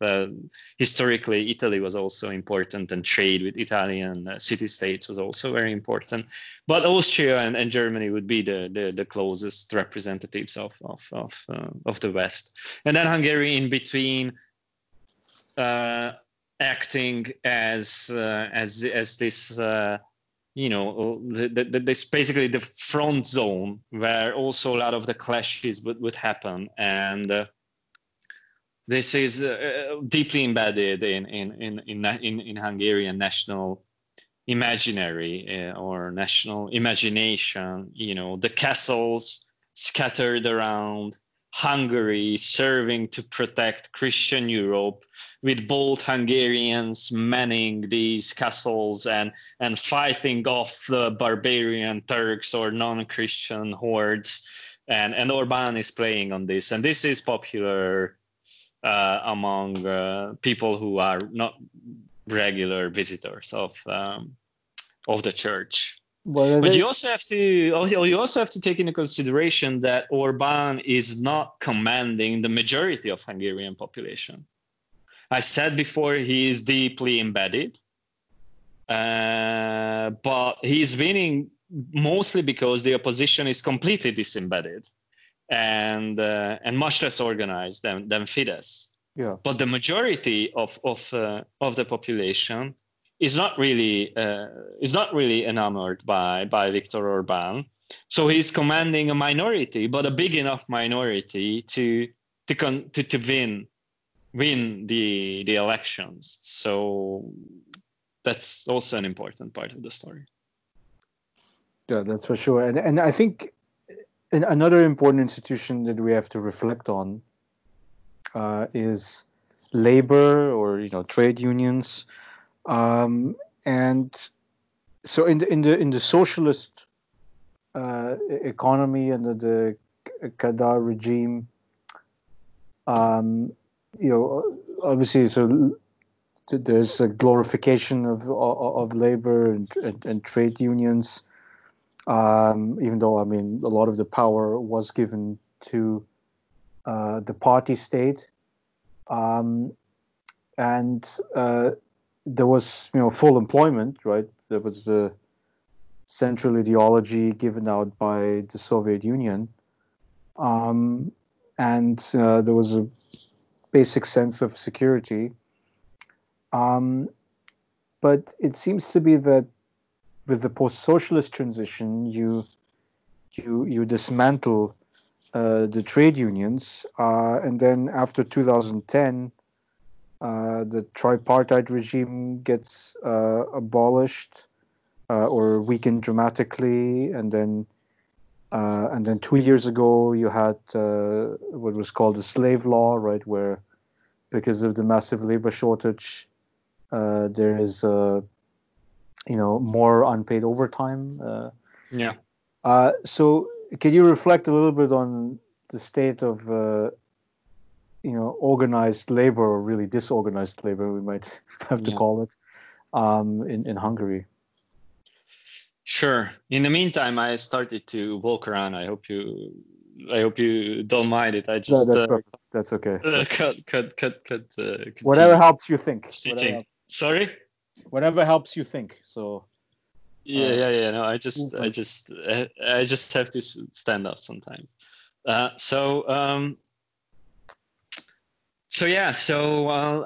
previously mentioned that this experience of class dislocation was a very important component behind Viktor Orbán's success in 2010, and disillusioned workers left behind in the Hungarian Rust Belt, abandoned by cosmopolitan neoliberals and the Hungarian left, up for grabs for the populist movement organized by the Hungarian right, is a crucial part of the story. But they are basically... So whereas previously they were mostly economically and socially exploited, now they are also politically exploited by Viktor Orbán, because their situation, like material situation in terms of the precarity of work, has dramatically worsened. Financial inequalities or economic inequalities, income inequalities, but also wealth inequalities have increased dramatically. Lower strata of the working class and the underclass are among the biggest victims of the new authoritarian capitalism in Hungary. So that's the overall framework. And trade unions are a very they played an ambivalent role both before and after Viktor Orbán's success. So during the cosmopolitan neoliberal years before 2010, there were attempts by the left to forge alliance with trade unions. But then whenever the left was elected to power, they mostly implemented policies that also affected workers negatively. They tended to sugarcoat these policies more compared to Fidesz, and they also introduced some social policies that were, that attempted to soften the blow of the transition. But overall, they were neoliberal as well. To a certain degree, they were the most important. They were the implementation of the most important neoliberal policies in Hungary happened under the rule of left-wing governments. So this alienated large part of the labor movement, the organized labor movement by the 2000s, from left-wing politicians. And some of the trade unions in Hungary started to also ally themselves with the right. So, for example, when I was in the 2000s, when I was an activist, we organized a protest against the privatization of healthcare, and which was initiated by the then Hungarian Tony Blair, called Ferenc Gyurcsány, the then Prime Minister of Hungary. Yeah. So he's the Hungarian Tony Blair, who wanted to privatize health insurance and introduce competitive health system in Hungary. And this led to massive social protest, and my NGO was one of the players in the social coalition, but also one of the big trade union coalitions was also a member of this alliance that was fighting against the privatization of healthcare. So you had some of the trade unions politicized by the neoliberal reforms of left-wing governments, also seeking alliance with Fidesz. But you also have to take in consideration that the trade union movement was not really unified in Hungary, never. So there are 6 big trade union confederations in Hungary, and some of them were always more open to being in alliance with the right than the others. So some of them were always more inclined to ally with the left, but there were some who tried to ally themselves with both. And the one I mentioned was sort of, this free-floating trade union that really turned towards supporting Fidesz around the end of the 2000s. And then in return, Viktor Orbán basically not only introduced a lot of labor market policies that flexibilized the labor law and also increased, for example, the taxation on labor, on low-income workers. But also this, as you say, but also dismantled this institutional infrastructure of this tripartite negotiation system in Hungary. So there was they introduced something else instead, but it's not really it's not a binding negotiation procedure. So the institutional power of trade unions was reduced substantially. Also, the right to organize has been reduced substantially. So Orbán treats trade unions overall as enemies. So now the trade unions that were previously allied with Fidesz, they are all more or less critical with Fidesz. They are a bit disappointed. They thought that they would be able to get concessions from Fidesz, but that's just not happening. So it would also be too big of a coalition to support. I mean, as you say, the cumulative state already favors the foreign and domestic oligarchs. So to add organized labor onto that coalition would be, I don't know, unsustainable, perhaps. Yeah, that would be quite a feature. Yeah, so that would be something like the national populist import substitution regimes in the 50s, 60s, 70s, let's say in Latin America. They attempted to do like they did that, right? They created an alliance between domestic bourgeoisie, labor movement, but also in a limited way with foreign capitalists. But that also collapsed and exhausted.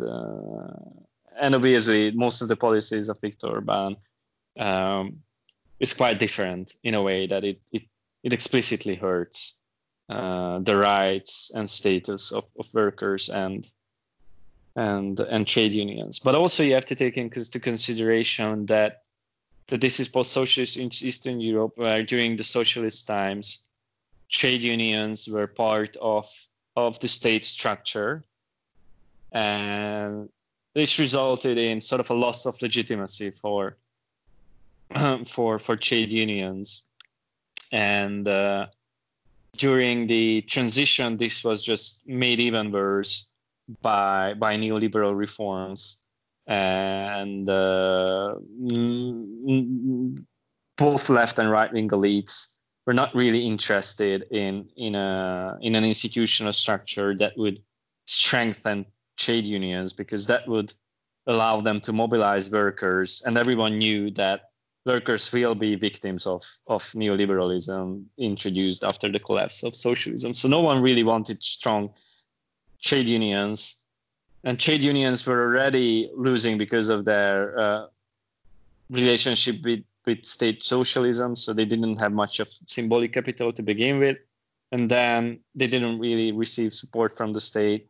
So trade unions were just weak in Hungary in general, and they're just even more so under Orbán. So that's another unfortunate situation. Trade unions are just way too weak and non-existent in very large part of both the economy but also regionally. Right. So the weakening of labor unions is a part of the disembedding of the post-socialism, but and then the treatment of minorities, I think, is also an important point to bring in here. There was some research that you cited in your paper on the treatment of the Roma, the Gypsy minority, mostly in eastern and northern parts of Hungary, and so what is the treatment under the Fidesz regime? Because I mean the impression that I have is that they would be brought into these compulsive labor regime, right? They would have to work for pennies an hour essentially, because they're demonized and vilified as being lazy. So what's happening with the minorities in Hungary? Well, it's a complex picture.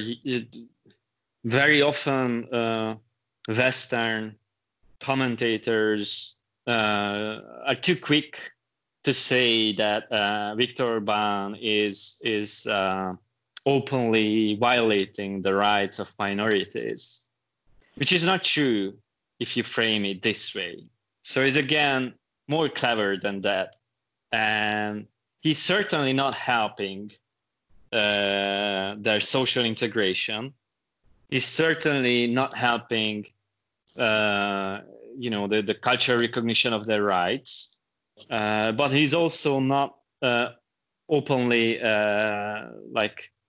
he's more like informally and indirectly segregating them through education and through social policies, and also increasing clientelism, which is a very powerful way for Orbán to control the Roma minority in Hungary. And as you said, they also introduced the public works scheme, which at its height included 200,000 people, so 200,000 public works jobs, which is in a country with 10 million people, with a workforce around 4 million people.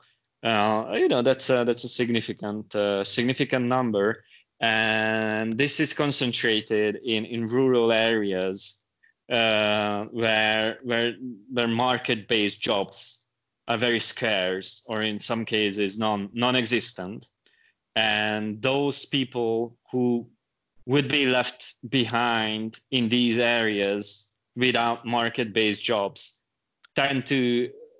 those regions tend to have a very high concentration of Roma. It's not just Roma, but they have a very high concentration of Roma. So basically, a large part of the public works program is targeted to this ethnicized underclass, and it's a very powerful way, clientelistic way to control them. And they are the biggest victims of the regime in terms of social policy. So there has been a massive redistribution taking away money from social policies directed to low-income citizens previously and redistributing it towards the economic elite and high-income citizens. But through the public works program, they are able to control families, because if you want to have access to this limited resources in these villages and small towns, you are dependent on the local mayor and local Fidesz strongmen. And we are talking about in Hungary, there's around 3 million people who live in villages, and I think around half of the population lives in towns. I don't know, like a very large part of the population lives in towns with less than 20,000 people. So I would say around half of the population lives definitely in towns with below 50,000 population. Mm-hmm. So these are towns, that are small enough to be controlled through informal networks efficiently, especially the smaller ones. And public works is just one of the best ways to do that. But also other forms of local governmental subsidies, like the few remaining social assistance programs available, they all run through the local mayor. And if you want to have access to those, you would have to be on good terms with the local mayor, and then you don't really engage in oppositional activities. Right. So it's a way of public works program is used to control the population. There's another. So we talked a lot about the disembedding features, but there's one embedding feature that I found in Hungary is family policy, right? So the context here is that you have, as you say, depopulation, you have high rates of emigration, very low rates of immigration, obviously, because of the anti-migrant ideology. And then also very low rates of fertility. I think it's less than 1.5 or so. But in this context, the social policy scholars argued that, the Hungarian welfare state would be fairly generous, but only with respect to family policy, right? So maternity benefits, being able to stay home with your baby for, I think, half a year or a year or something. And that also inscribes the normative preference for women to stay at home and raise their children instead of working in the job market. So, would you agree with that analysis of family policy being one of the more positive and embedding features of the Hungarian regime?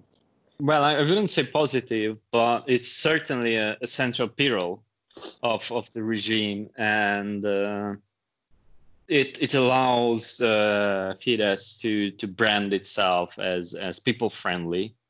But again, in the sphere of family policy, what you see is a reallocation of subsidies from low-income families to high-income families.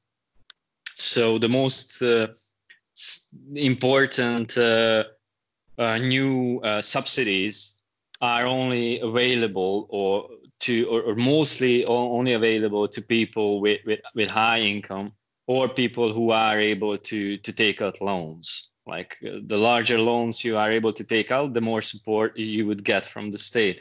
The higher your income is, the higher tax incentives you get from the state. So these are all support systems that are designed to reallocate resources towards upper middle class Hungarian, like ethnically Hungarian families. So that's the central ideology and the value orientation behind the family policy in Hungary. When you mentioned fertility, so just allow me to talk about one of the papers that I'm just about to submit to a sociology journal, which is, I talked about health and privatization and how health indicators worsened during the early 90s. In this paper, we show, using a battery of tests and robustness checks, that privatization is very strongly associated with the decline of fertility. So fertility dropped until the middle of the 2000s in Hungary, and then it basically stayed flat until very recently. And there's a very good reason to believe that one of the main drivers of this was the privatization of former socialist companies, where socialist companies provided a host of services that allowed women to combine child bearing with work under socialist era. Like, for example, socialist companies would provide, care facilities, holiday services. They would provide, in general, job security, all kinds of services that socialize the cost of care work.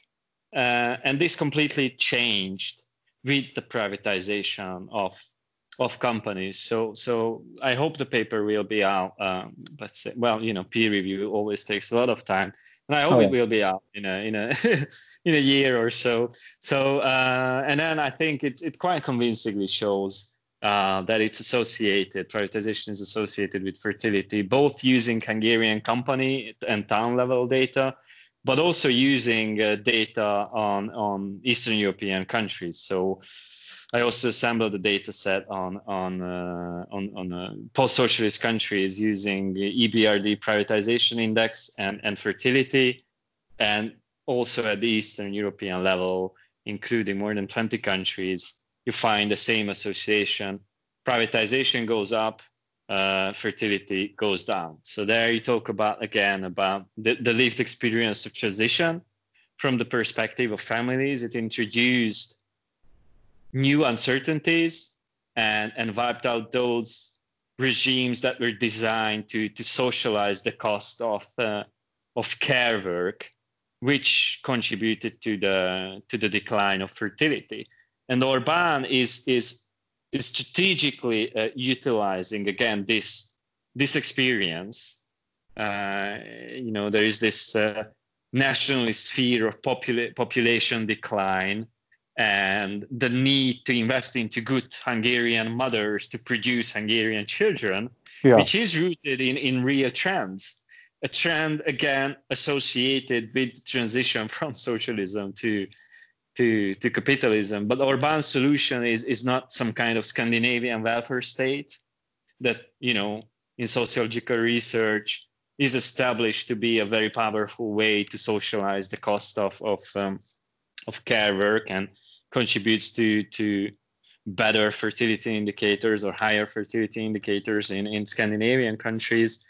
The family policies of Viktor Orbán are heavily conservative and concentrated on high income, ethnically Magyar families. And by conservative, I mean the normative assumption is pay mothers to stay home. That's what it means. Exactly. Yeah. But also not to support low-income citizens, but to support, again, give money to those who are able to make money on their own as well. That's also a conservative element. Yeah, I bet it's also, I mean, the results, would you say, is that too early to tell? I mean, maybe we have about 10 years of data now with this regime. And fertility has been improving somewhat under Orbán. A little bit. It has been improving somewhat. We have to wait to, demographers don't really like to talk about process a few years change. But I think there might be this might be a long-term trend, but we have to wait to see, and we really have to wait to be able to tell whether how much this is driven by Orbán's policies. But it's true that it's been changing slightly over the last few years. Yeah. So this will be the very last point, and then we can talk about other things, or I'll let you go after that. But which is the role of the European Union. So I mean, with the you had earlier brought up the connection that Orbán makes with the Christian Social Union, and the discussions that have been going on the political theater in the European Union has been to remove Fidesz from the European People's Party group, the parliamentary group in Brussels, in Strasbourg. I guess they've backed off from that because it would weaken the European People's Party parliamentary group, because at the moment they are the largest faction in the European Parliament. But so I mean, and so a lot of like the liberal intellectuals in Hungary are, including my professor Kim Schepele, is really hoping that the EU would stamp their foot down and put some limits on Hungary's authoritarian course. What's your assessment of the role or the interaction between EU and Hungary? I think it's a scandal. So if the EU elites want to discipline a country, they can. Just think of the case of Greece when Syriza was elected to power, and the Greeks voted against further austerity, and Tsipras wanted to renegotiate the debt, which is basically, I think, if you look at American economists, I would say majority of American economists would agree that it's not sustainable to manage the Greek financial situation as heavily conservative European elites wanted to manage it, which is basically pushing further austerity and deflation and internal devaluation. The Greeks revolted. There was a public referendum, and the democratically elected government wanted to renegotiate, and then the European elite very powerfully and forcefully, by manipulating banks basically and threatening Greece with kicking off a major financial meltdown, basically achieved a 180 degree U-turn within a few days.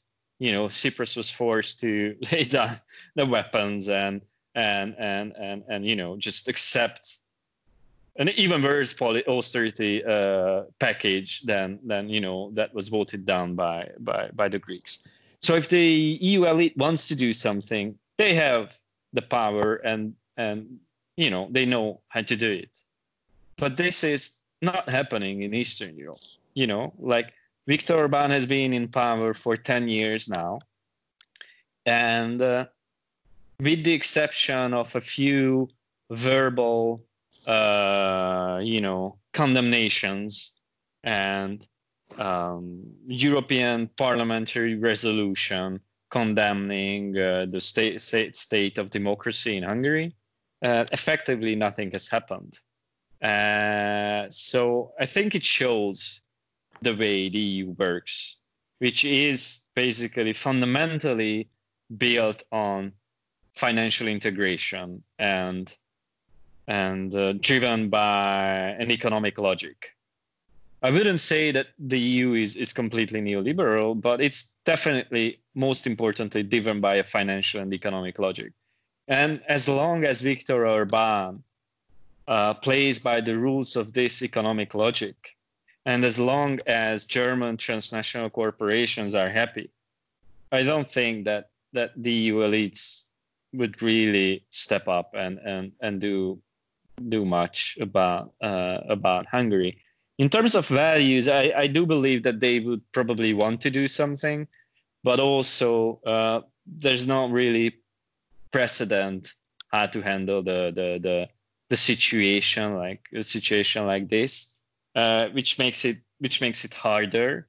But again, there wasn't really a case of a EU member country being on the verge of default and asking for renegotiation of debt, and they weren't really burdened by by not having any precedent. They just went ahead and achieved what they wanted. So I really think it mostly depends on the foundational structure of the EU, which is built on a fundamental and financial and economic logic. And there's a big daily in Hungary, which is a German daily financial newspaper, and the editor said that 90% of German investors would vote for Orbán in Hungary.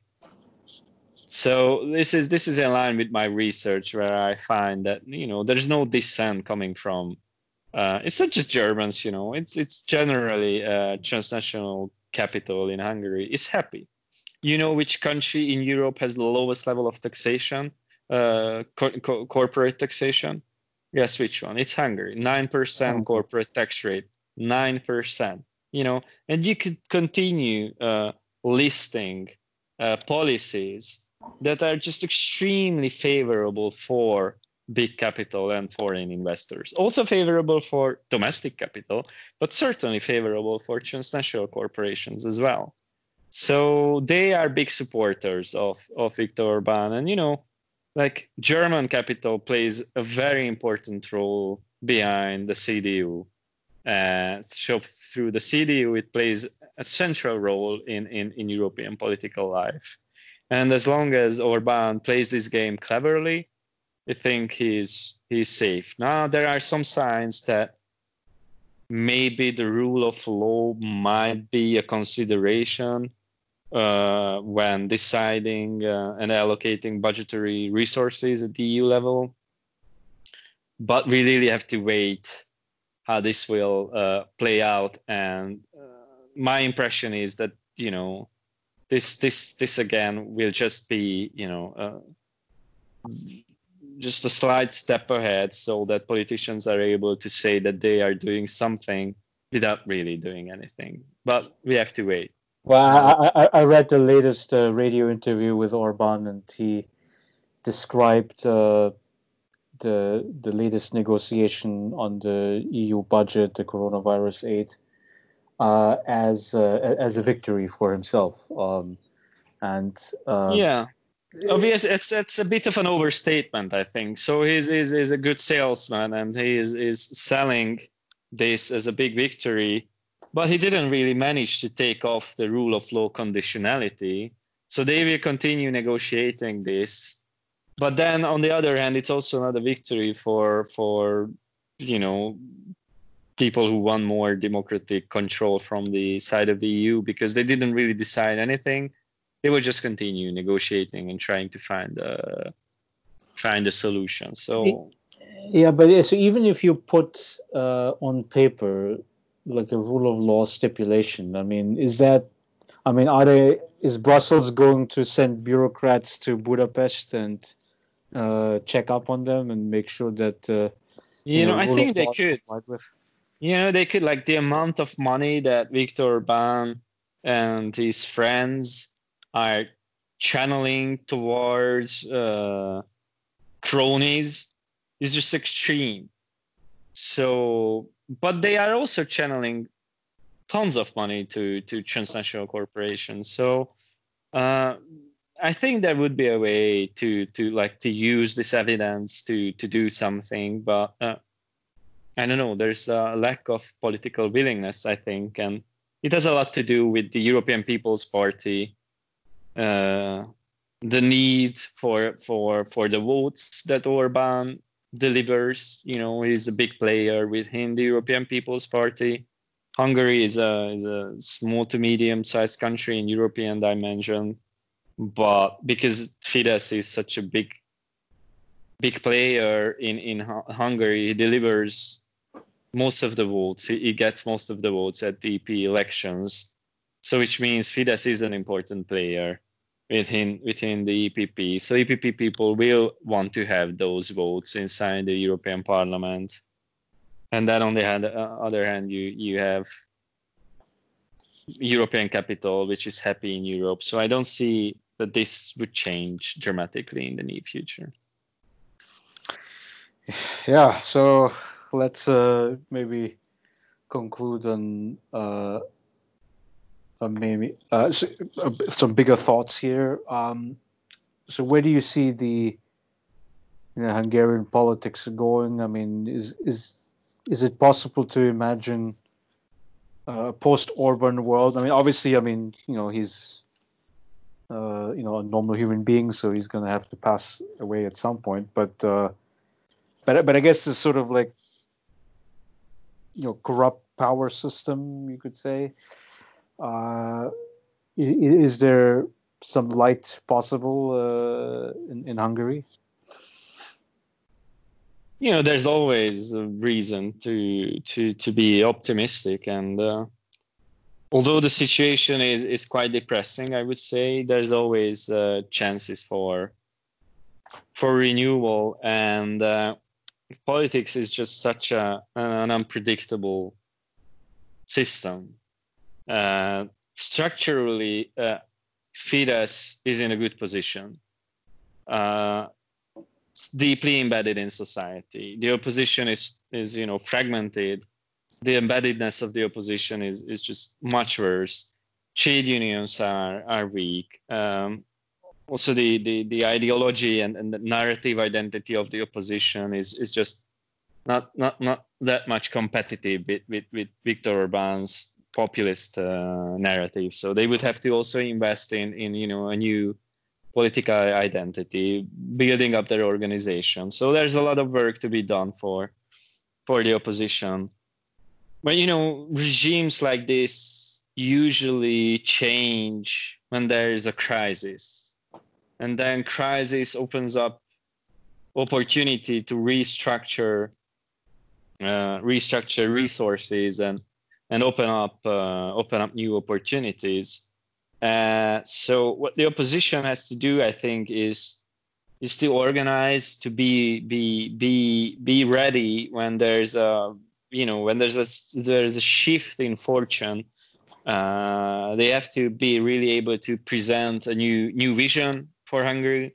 They have to be able to present a viable organizational structure and sort of a narrative and the developmental program that convinces people that they know how to move Hungary beyond this middle income trap without wanting to bring back Hungary to the same economic model that dominated before 2010. So this dependent development, relying heavily on foreign investment, which resulted in this experience of economic polarization, dualism between transnational and foreign capital, but also the class dislocation of workers. So there's no way back. So this is the task that the opposition has to this is what they have to do. But there's always, as I've said, there's always room to maneuver, even in a regime like in Hungary. If you look at the last municipal elections, it was sort of an unexpected victory for the opposition.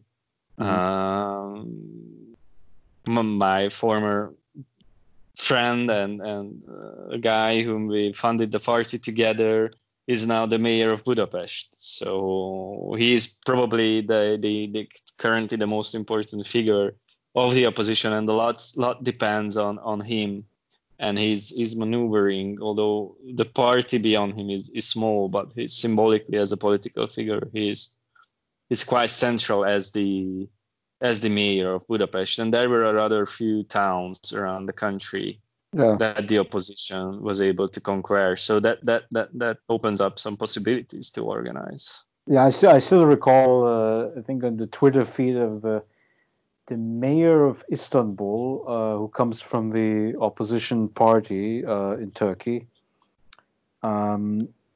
was in a photo with the newly elected mayor in Budapest, and then the label to that photo was something like, cities are going to be the future of the country's destiny, or something like that, right? Which, I mean, it was a clear hit against the central governments in both respective countries, right? So against Orban and against Erdogan, and maybe that possibly would be, I think, a silver lining about, how stable the authoritarian countries are. But then the issue also is that there is a city and versus rural divide going on, right? Because I mean, if you are an authoritarian leader, you kind of always know that it's harder to control people in the cities, right? You have more intellectuals, creative people, higher skilled people, higher educated people there, and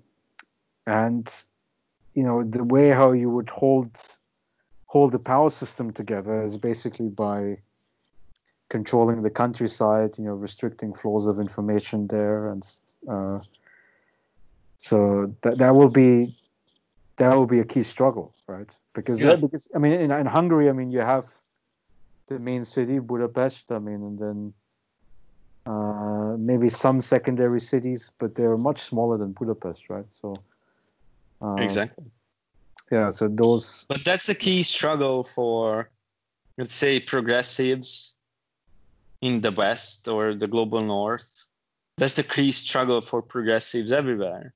So if on the right you have this right-wing populism in many countries, and then the key challenge of progressives is to go beyond what we might call the global cities, the big metropolitan areas like Budapest, Istanbul in Turkey, London in the UK, and being able to forge an electoral alliance with people living outside these metropolitan areas who are very often perceiving themselves as victims of globalization, very often rightly so. And this experience, of being victim of globalization and being abandoned by the left, drove them to the right, to the populist right. It's a big story behind Trump's success.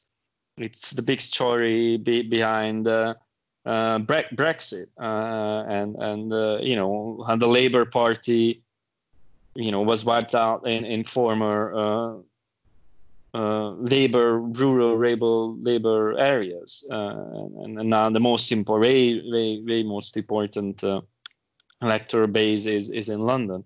So this is a story that is not just a Hungarian story. It's a story of the West or the global North, where you have this polarization between these global cities and the left behind areas where working classes that used to be the ruler backbone of progressives has migrated more towards the right, and the same, you have the same challenge for illiberal regimes and the opposition of illiberal regimes. The same story is unfolding in Poland.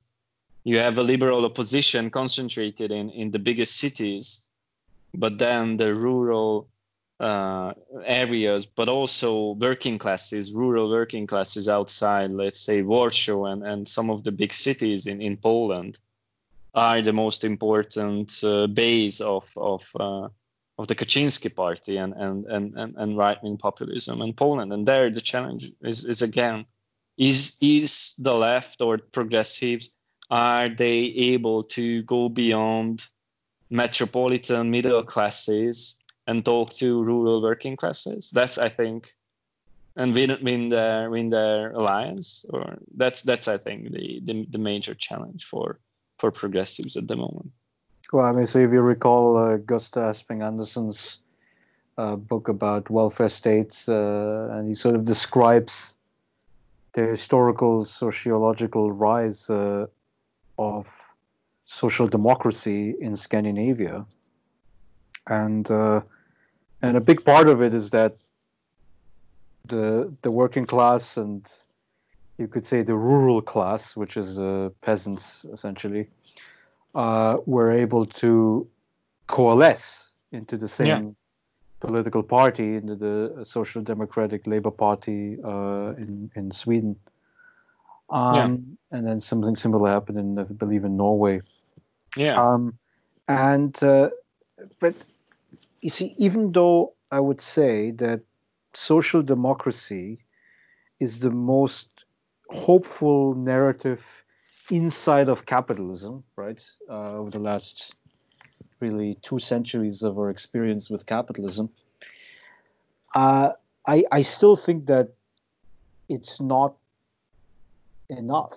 It seems to be, because social democracy is a very fragile system. I mean, it's the best system that we've found, but it's one that relies on the engine of capital accumulation sort of working just fine.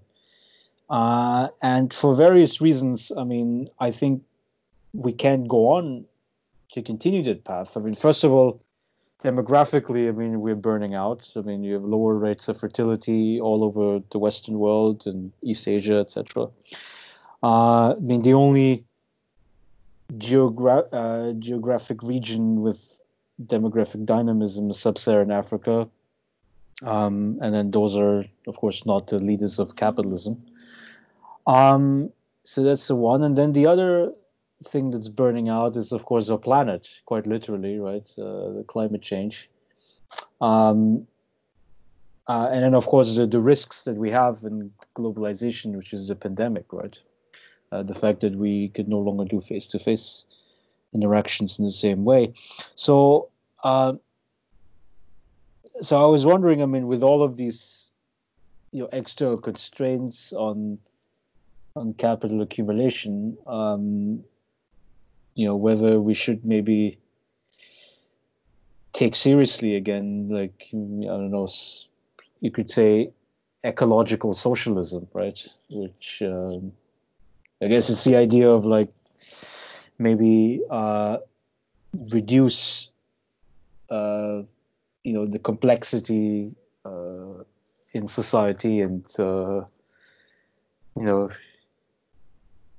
prize egalitarianism much more highly.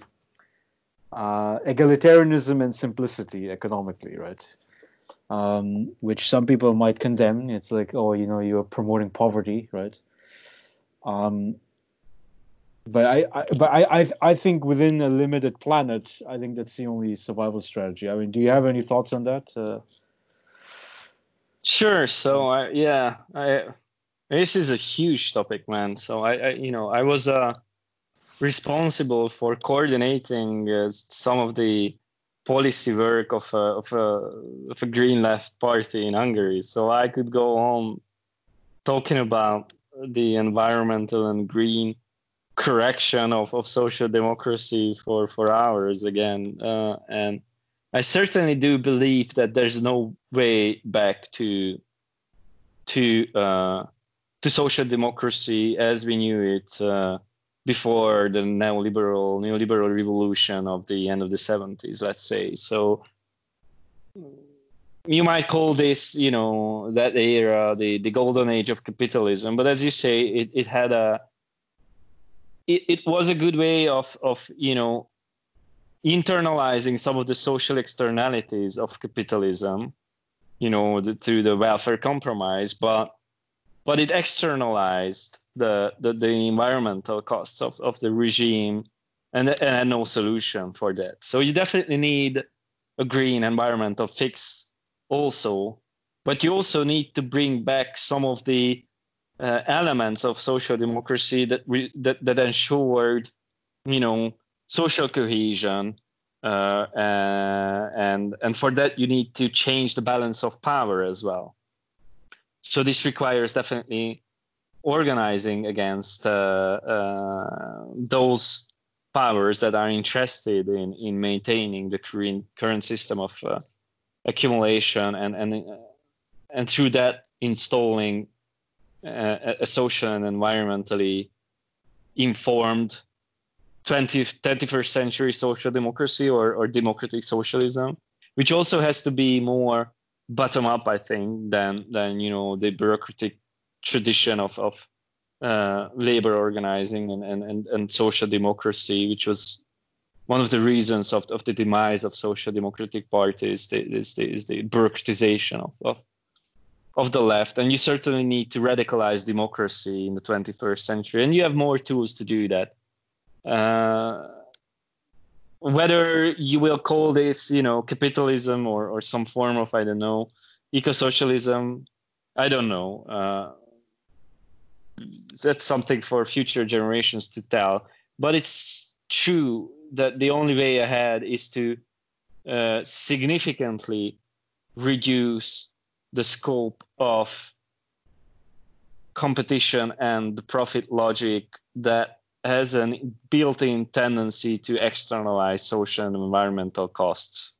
And we need to significantly curtail that and re-embed markets into social and environmental, long-term social and environmental logics. I tend to think that this would be some form of, socially and environmentally controlled democratic socialist market economy, but future generations might decide to call it eco-socialism. That's not that important for me. Let's not get bogged down in ideological details. I think there's like thousands and thousands of reforms that point towards more more socialistic coordination, community logic, less market mechanism, less commodification, less competition, things that we need, more care, more quality, more equality, more time for each. I don't think that humanity needs more efficiency and more productivity and more profit. I think humanity needs more long-term sustainability, needs more care, needs more human development, needs more health, needs more love. These are the things that people need, not more productivity and not more efficiency and not more competition. And the way to achieve that is to reduce the scope of big corporations and markets, definitely. Yeah, and I would say also, there's a concrete policy to rally around, because, when we talk about big concepts like socialism versus capitalism and ecology versus capitalism, I think it's a little bit too abstract, and then people get a little bit despaired because they don't know what to do. Which is to look at universal basic income, right? I think it's one policy proposal where, it's very concrete, right? It directly addresses people's economic needs, and then the things that you prize, which is let's say better health and well-being, better education, more love, right? I think that seems to be more possible, if everybody has like the Monopoly money. Like if you play the game Monopoly, Yeah. right, you go through the start and Yeah. then If you are less dependent on the whims of the market. Yeah. So this is the commodification, and what universal basic income is one way to do that, and that might be the solution for the 21st century. I don't know. We have a proposal for basic income that could be introduced in Hungary. We discussed this briefly previously, so I think it's doable in a country like Hungary. It's the financial resources are there. We made the calculations. It's not a full unconditional basic income, but more like a hybrid regime, but would be a major step ahead. But the point is then, to decrease people's reliance on the whims of the market and provide, a basic dignity for everyone, and go towards society which values things beyond sheer competition for more financial resources, and values things like, when we talked about privatization of socialist companies, they contributed to a society where people had more time to spend with each other. It might be that people had less money, but everyone had the chance to go on holiday 2 times for 2 weeks each year, because society was organized in a way that state subsidized holidays. Obviously, it was sort of an authoritarian regime, but you can go in the same direction in a democratic regime, valuing things that go beyond market competition, and value care, things that people tend to value if they didn't have to sell the labor. them. Yeah, exactly. Yeah, I mean, so there's this whole idea against UBI that, oh my God, we make people lazy and they live off of other people's backs. But I mean, the reality is, as you say, that the starting premise that we have is, I mean, we already have a wealthy society. I mean, we're not really, making everybody, drive a Ferrari or, live in a big mansion, right? I mean, it's like, it's really, we have enough money to take care of everybody's basic needs, the basic necessities. And then I would argue that the contributions that people make to society will then be much greater, because they have more wherewithal. They have more mental bandwidth to decide what to do. Whether it's, for some people it might be tutoring the neighbor's kids. I mean, for some people it might be putting up paintings and then doing paintings and putting it up on the lawn and stuff. Yeah, I agree. People would generally create more value for society if they, if they are not extremely dependent on market incomes. They tend to generate more value. And I also think that overall, this, like, the empirical evidence suggests that this does not reduce employment, and might be compatible, with a market society, and improve, in that sense, improve overall social efficiency as well. But definitely, it would improve value creation compared to a system where you are forced to sell your labor and do shitty jobs that don't really produce any value for you, or very little value for society. You're exploited. That's not good for anyone. Yeah, and also it has to be added here is legitimation, right? Which is a huge feature of any economic system, right? I mean, people have to believe that that system benefits them, and like Elon Musk, who is one of our leading capitalists here in the U.S., because he develops Tesla and he wants to conquer outer space. Yeah. A really big thinker, but he's a huge proponent of UBI because he notices himself that a lot of the things that he's contributing to, right, like Tesla, for instance, producing electric cars, which requires far less labor than producing combustion engine cars. Yeah.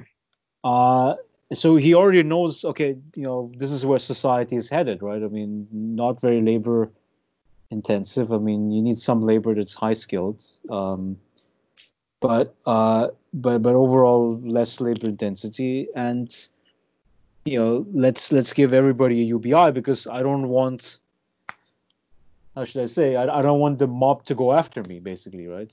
People who don't have anything, right? Yeah, that's another argument for basic income. That basically we are heading towards a system which won't be able to produce full employment, mostly for reasons of technological change. So if we are heading towards that direction, we would have to find a solution anyway. And then basic income is just one of the best solutions for a system which is unable to provide enough jobs. I'm not fully convinced by this argument. It's definitely one of the arguments for basic income, but historically technological improvement tended to destroy jobs here and create jobs there. So this might be part of the story today, but then also we are qualitatively at a very different stage of the technological revolution, which points to a direction which really now eats not only into low skill labor but also high skill labor, like computer programmers. So the way I am able to, I live in Italy but I don't really speak Italian, but the way I'm able to understand written Italian by 2 clicks and utilizing some translation, AI translation machine is just unbelievable. So I don't need to learn Italian, unfortunately. And I also don't really need translation. And we're talking about language. So, robotization and AI eats into really complex jobs now. So it's not just low skill labor that is being threatened by this process. So I think it's part of the arguments for basic income. Maybe not the most important one, but definitely an important one. Well, I mean, I would say that an important reason why automation hasn't reduced the jobs is because of a rise of, we could say, pointless work, meaningless work. So you have a lot of middle management, corporate, government, civil service positions where bullshit jobs, right? Bullshit jobs. Yeah, it's not really clear what function that they perform, but the companies and governments still hire those people. And that proportion could increase further as automation, because if you're like a technologist, I mean, the tasks that you're supposed to automate, right, are the necessary tasks, you could say, right? I mean, so transportation, hauling things from A to B, manufacturing, agriculture, harvesting, and things like that. So those are the I mean, when people say automation, that's what they mean by it, right? So, but then in terms of bureaucratic tasks, right, paperwork tasks, right, there's no limits as to how much could be produced, right? Paperwork could be produced. And then that's really the dysfunctionality that we have in our economic system. So automation is reducing jobs, but it's reducing the necessary jobs, right? And in order to reduce the pointless work, I think what we have to do is UBI, allow people to get out of these BS jobs, if they don't want to work. Yeah. Yeah. Okay, so 3 hours almost there. So I think we'll call it quits. Thank you very much, Gabo, for coming on to this podcast. I thank all my listeners out there. Thank you for your interest in my work.